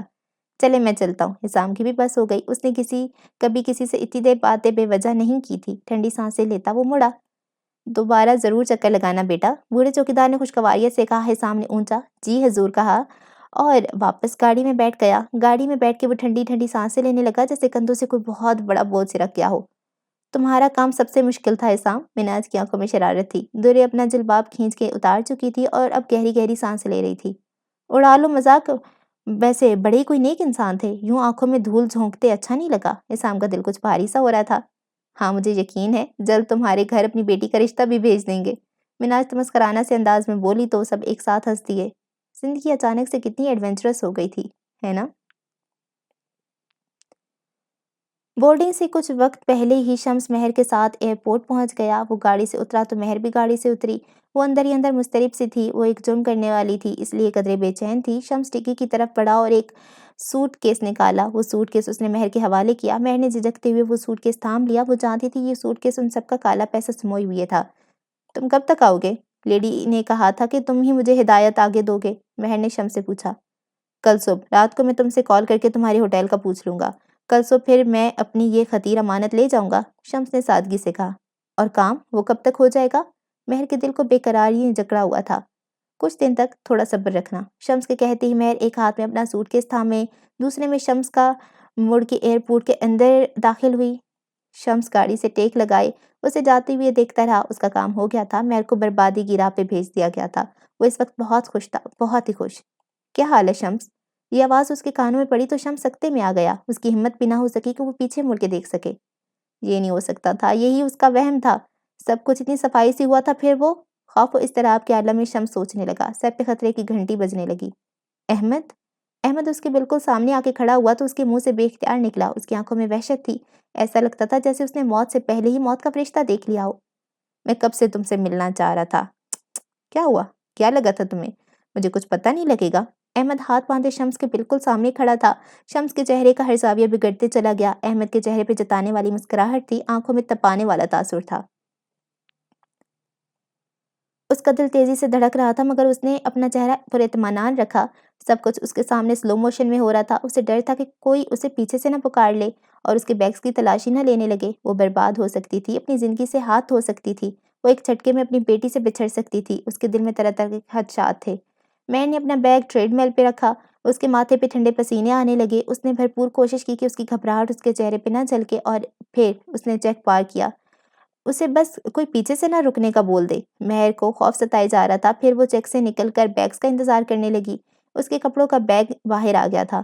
مہر کی سانسیں تھمنے لگیں۔ کچھ وقت گزرا لیکن شمس والا بیگ باہر نہ آیا۔ مہر کی نبض مزید تیز ہو گئی۔ شمس والا بیگ بھی بالآخر باہر آ گیا۔ مہر نے سکون کی سانس باہر کو نکالی۔ اس نے دونوں بیگ ہاتھ میں تھامے اور چلنا شروع کیا۔ ایک مشکل مرحلہ تو کم سے کم گزر گیا تھا۔ وہ انجان تھی۔ اب تک کے سب سے کٹھن مرحلہ تو اس کے لیے جہاز میں منتظر تھا۔ بورڈنگ شروع ہو چکی تھی۔ مہر نے اپنے کپڑوں والا بیگ کارگو میں دیا اور خود شمس والا بیگ پلین کے اندر لے آئی۔ اس کا ٹکٹ بزنس کلاس میں تھا۔ وہ پلین کی راہداری میں چلتے جا رہی تھی۔ اس کے آگے بھی پیسنجرز تھے اور پیچھے بھی۔ وہ بہت سہمی ہوئی سی لگتی تھی۔ دل بھاری بھی ہو رہا تھا۔ جہاں جم کرنے کا بوجھ ستا رہا تھا وہاں احمد سے اتنے بڑے قدم کے بارے میں چھپانا بھی اس کے وجود پہ گراں گزر رہا تھا۔ کدھر جا رہی ہو مہر؟ اس کے کان میں کسی نے سرگوشی کی تو وہ اچانک سے بت بن گئی۔ یہ نہیں ہو سکتا تھا۔ احمد ادھر؟ اوہ نہیں۔ مہر نے جھٹکا کھا کے ایک بار پھر سے چلنا شروع کیا۔ قدم اب پہلے سے زیادہ سست تھے۔ آنکھوں میں گہری الجھن۔ وہ جان گئی تھی کہ احمد ٹھیک اس کے پیچھے تھا لیکن وہ یہاں تک کیسے آ گیا؟ اس نے سوچا۔ آپ نے میرا بھروسہ کیسے توڑ دیا مہر؟ آپ نے اگر یہ کرنا تھا تو مجھے اتنی امیدیں کیوں دلائیں؟ احمد کا انداز شکوہ گو تھا۔ وہ بہت ہی مدھم سی آواز میں مہر کے کان میں بولے جا رہا تھا۔ مہر کے قدم مزید سست پڑے۔ یہ الفاظ اور یہ انداز اس کے دل پہ خنجر کی طرح وار کر رہا تھا۔ آپ نے ایک لمحہ نہیں لگایا میرا اعتماد کرسی کرنے میں۔ کیا میں اتنا فالتو تھا آپ کے لیے؟ لیکن میں سمجھ سکتا ہوں شاید آپ کی کوئی مجبوری ہو، لیکن پھر بھی مہر، میں آپ سے خفا ضرور ہوں اور میں وضاحت کا بھی انتظار کروں گا۔ یہ جملہ جیسے ہی ادا ہوا مہر کے قدم زنجیر ہوئے۔ کچھ تھا ان الفاظ میں جو اس کے دل میں کانٹوں کی طرح چبھ رہا تھا۔ یہ تکلیف، احمد کے تلخ ہو جانے پہ یہ تکلیف، آخر اسے اتنی شدت سے کیوں ہو رہی تھی؟ آپ اپنی زبان سے پیچھے ہٹے، لیکن میں آپ کا انتظار کروں گا۔ آپ کسی بھی وقت مجھے سب کچھ سچ بتا دیں۔ بس یہی چیز ہمارے درمیان سب کچھ پہلے جیسا کر سکتی ہے۔ وہ جھٹکا کھا کے پھر سے چلنا شروع ہوئی۔ احمد کے الفاظ اس کان میں پڑتے تو اس کی روح جھنجھوڑنے لگ جاتی۔ احمد کی سیٹ آ گئی تھی۔ وہ اب بیٹھنے لگا تھا۔ اگر مجھے احساس ہوا کہ اب آپ کو میری ضرورت نہیں تو میں اپنے آپ کو آپ کے اوپر مسلط نہیں کروں گا۔ میں چلا جاؤں گا، ہمیشہ ہمیشہ کے لیے، کبھی نہ واپس آنے کے لیے۔ میرے اعتماد اگر کسی کے اوپر سے اتر جائے تو وہ پہلے جیسا کبھی نہیں ہوتا۔ آخری الفاظ کہہ کے احمد اپنی سیٹ پہ بیٹھ گیا۔ مہر نے گردن موڑ کے نظر احمد پہ ڈالی جو کہ اسے ہی دیکھ رہا تھا۔ اس کی آنکھوں میں مہر کے لیے بے پناہ شکایت تھی۔ مہر اسے بہت کچھ کہنا چاہتی تھی لیکن ابھی وقت نہیں تھا۔ مہر کے چہرے پہ کرب جھلکنے لگا۔ روح تکلیف کے مارے مچلنے لگی۔ اپنی سیٹ تک جانا ہی اس کے لیے دشوار ہونے لگا۔ احمد کا یوں اتنا سب کہنا اس کے دل پہ الگ طرح کا ضرب لگا گیا۔ وہ اپنی سیٹ پہ پہنچی۔ شمس والا سوٹ کیس جگہ پہ رکھ کے وہ اپنی سیٹ پہ بیٹھ گئی۔ سیٹ پہ بیٹھ کے اس نے کرب کے مارے آنکھیں میچی۔ وہ رونا چاہتی تھی۔ اس سے یہ تکلیف اب مزید برداشت نہیں ہو رہی تھی۔ تم اسے اپنا دل نہیں دے سکتی مہر، مہر زیر لب بڑبڑائی۔ تم اس کے حقدار نہیں ہو۔ تکلیف، تکلیف اور صرف تکلیف۔ وہ اپنے آپ کو کس قدر تکلیف سے گزار کے یہ سب کہہ رہی تھی۔ اس تکلیف کا اندازہ مہر کے علاوہ کسی کو نہ تھا۔ اچھا جی، تو یہ والی قسط ہو گئی ختم۔ اب رہ گئی ہیں 1 2 3 4، ہاں 4 قسطیں رہ گئی ہیں۔ اور میں بتاتی چلوں کہ مجھے یہ ناول کیسا لگ رہا ہے۔ مجھے بہت مزہ آیا تھا جب مجھے لگا تھا کہ درِ پیشاں وہ ان کے ساتھ مل جائے گی، بری ہو جائے گی۔ بس مجھے نا برے لوگ اچھے لگتے ہیں اور اب وہ ڈبل ایجنٹ والا کام کریے تو مجھے اچھا نہیں لگ رہا۔ پتہ نہیں کیوں، بس مجھے اچھا نہیں لگ رہا۔ میں چاہتی تھی وہ بری بن جائے۔ ضروری تو نہیں نا اچھے لوگ ہی برے بنے، نہیں برے لوگ ہی اچھے بنے۔ جب اچھے برے بنے نا تب مزہ آتا ہے، تب انٹرسٹنگ لگتی ہے، کچھ ڈفرینٹ ہوتا ہے۔ خیر اب یہ ہوگا کہ وہ اپنی تحریک چلا رہے ہیں، یہ اپنی تحریک چلا رہے ہیں، تو یہ تحریکیں مل جائیں گی پھر ان کا مقابلہ کر لیں گی۔ احمد صاحب تو ویسے بھی اتنی جینیس ہیں، وہ سب کچھ کر لیں گے۔ اور احمد نا یہ کوئی نہیں ہے وہ جو میں کہہ رہی تھی کوئی سیکرٹ ایجنٹ ہوئے گا، نہیں ہے کوئی ایجنٹ شیجنٹ، بس ایک سافٹ ویئر انجینئر ہی ہے اور کچھ نہیں ہے، بس تھوڑا انٹیلیجنٹ ہے اور اپنے بھائی کی موت کا بدلہ لے رہا ہے اور کچھ بھی نہیں ہے۔ سمپل سی سٹوری ہے اور وہ اس کو نہیں مار سکتی کیونکہ اس کے پاس شاید کچھ ان کے سیکرٹس ہوں گے۔ اس نے کوئی دھمکایا ہوا ہوگا کہ مجھے کچھ ہوتا گیا تو میرے جو بندے ہیں وہ آپ کی انفارمیشن پھیلا دیں گے، ایسے ہی کچھ ہوگا اور کیا۔ اور میرا انٹرسٹ نا تھوڑا سا کم ہو گیا اس ناول میں۔ شاید اب آگے کچھ ایسا کلک ہو جائے۔ اب یہاں پہ نا تھوڑی محبتیں آ رہی ہیں ویسے حسام اور درِ پیشاں کی، اور یہاں پہ مہر اور احمد صاحب کی، ان کے تھوڑے سے سین شین چلیں گے۔ وہاں پہ وہ ایکس میاں بیوی اور یہاں پہ یہ بہن بھائی، ان کا ہی چلا دیا انہوں نے۔ اچھا ہے، صحیح ہے۔ شمس بڑے مزے کا بندہ ہے، ہر کسی کو تھپڑ لگا دیتا ہے۔ نیلوفر نے اسے تھپڑ مار دیا۔ نیلوفر نے اسے مارا تھپڑ کہ اس آنٹی کو کیوں مار رہے ہو؟ اور اچھا وہ آنٹی نیلوفر کی سوتن ہے۔ مطلب ڈائیورس ہو گئی ہے لیکن ہسبینڈ تو ایک ہی تھا نا دونوں کا۔ وہ بتا ہی نہیں رہی، اسے بتائے نا کہ میں نے تمہارے ہسبینڈ سے شادی کر لی تھی، یہ نہیں بتا رہی نیلوفر، بڑی تیز ہے۔ اچھا اب اسے نا نیلوفر کو آنٹی پہ ترس آ رہا ہے، وہاں پہ جو ڈاکٹر کے بیٹوں کو ہنٹر سے مار مار کے اس نے مار دیا تب اسے نہیں ترس آیا، آنٹی کو تھپڑ لگ گیا، اس پہ اس کو غصہ آ گیا، آنٹی سوتن جو تھی۔ میں چاہ رہی تھی جو اس ناول سے ایکسپیکٹ کر رہی تھی بہت ان ایکسپیکٹڈ ہو جانے کا، اب تک تو وہ نہیں ہوا، درمیان میں تھوڑا ہوا تھا اور مجھے بڑا مزہ آیا، اب ویسا نہیں لگ رہا، شاید نیکسٹ ایپیسوڈ میں ہو جائے، ہر ایپیسوڈ ایک نیا ہی راز نکال کے لے آتی ہے۔ اور ایک اور بندہ بھی ہے وہ جو سارے گول میز کانفرنس ان کی ہوتی ہے نا، تو وہاں پر نا وہ کسی کی بات کر رہے تھے کہ وہ کیا سوچے گا، ایسی کوئی وہ والی بات تھی، اور وہ کون ہے وہ بھی ابھی تک نہیں پتا، وہ ایک تھوڑا ہے کیوریس ہوں اس بارے میں کہ وہ کون ہوگا، وہ کوئی بھی ہو سکتا ہے۔ اچھا جی، تو اب تک کے لیے اتنا ہی، دعاؤں میں یاد رکھیں، اللہ حافظ۔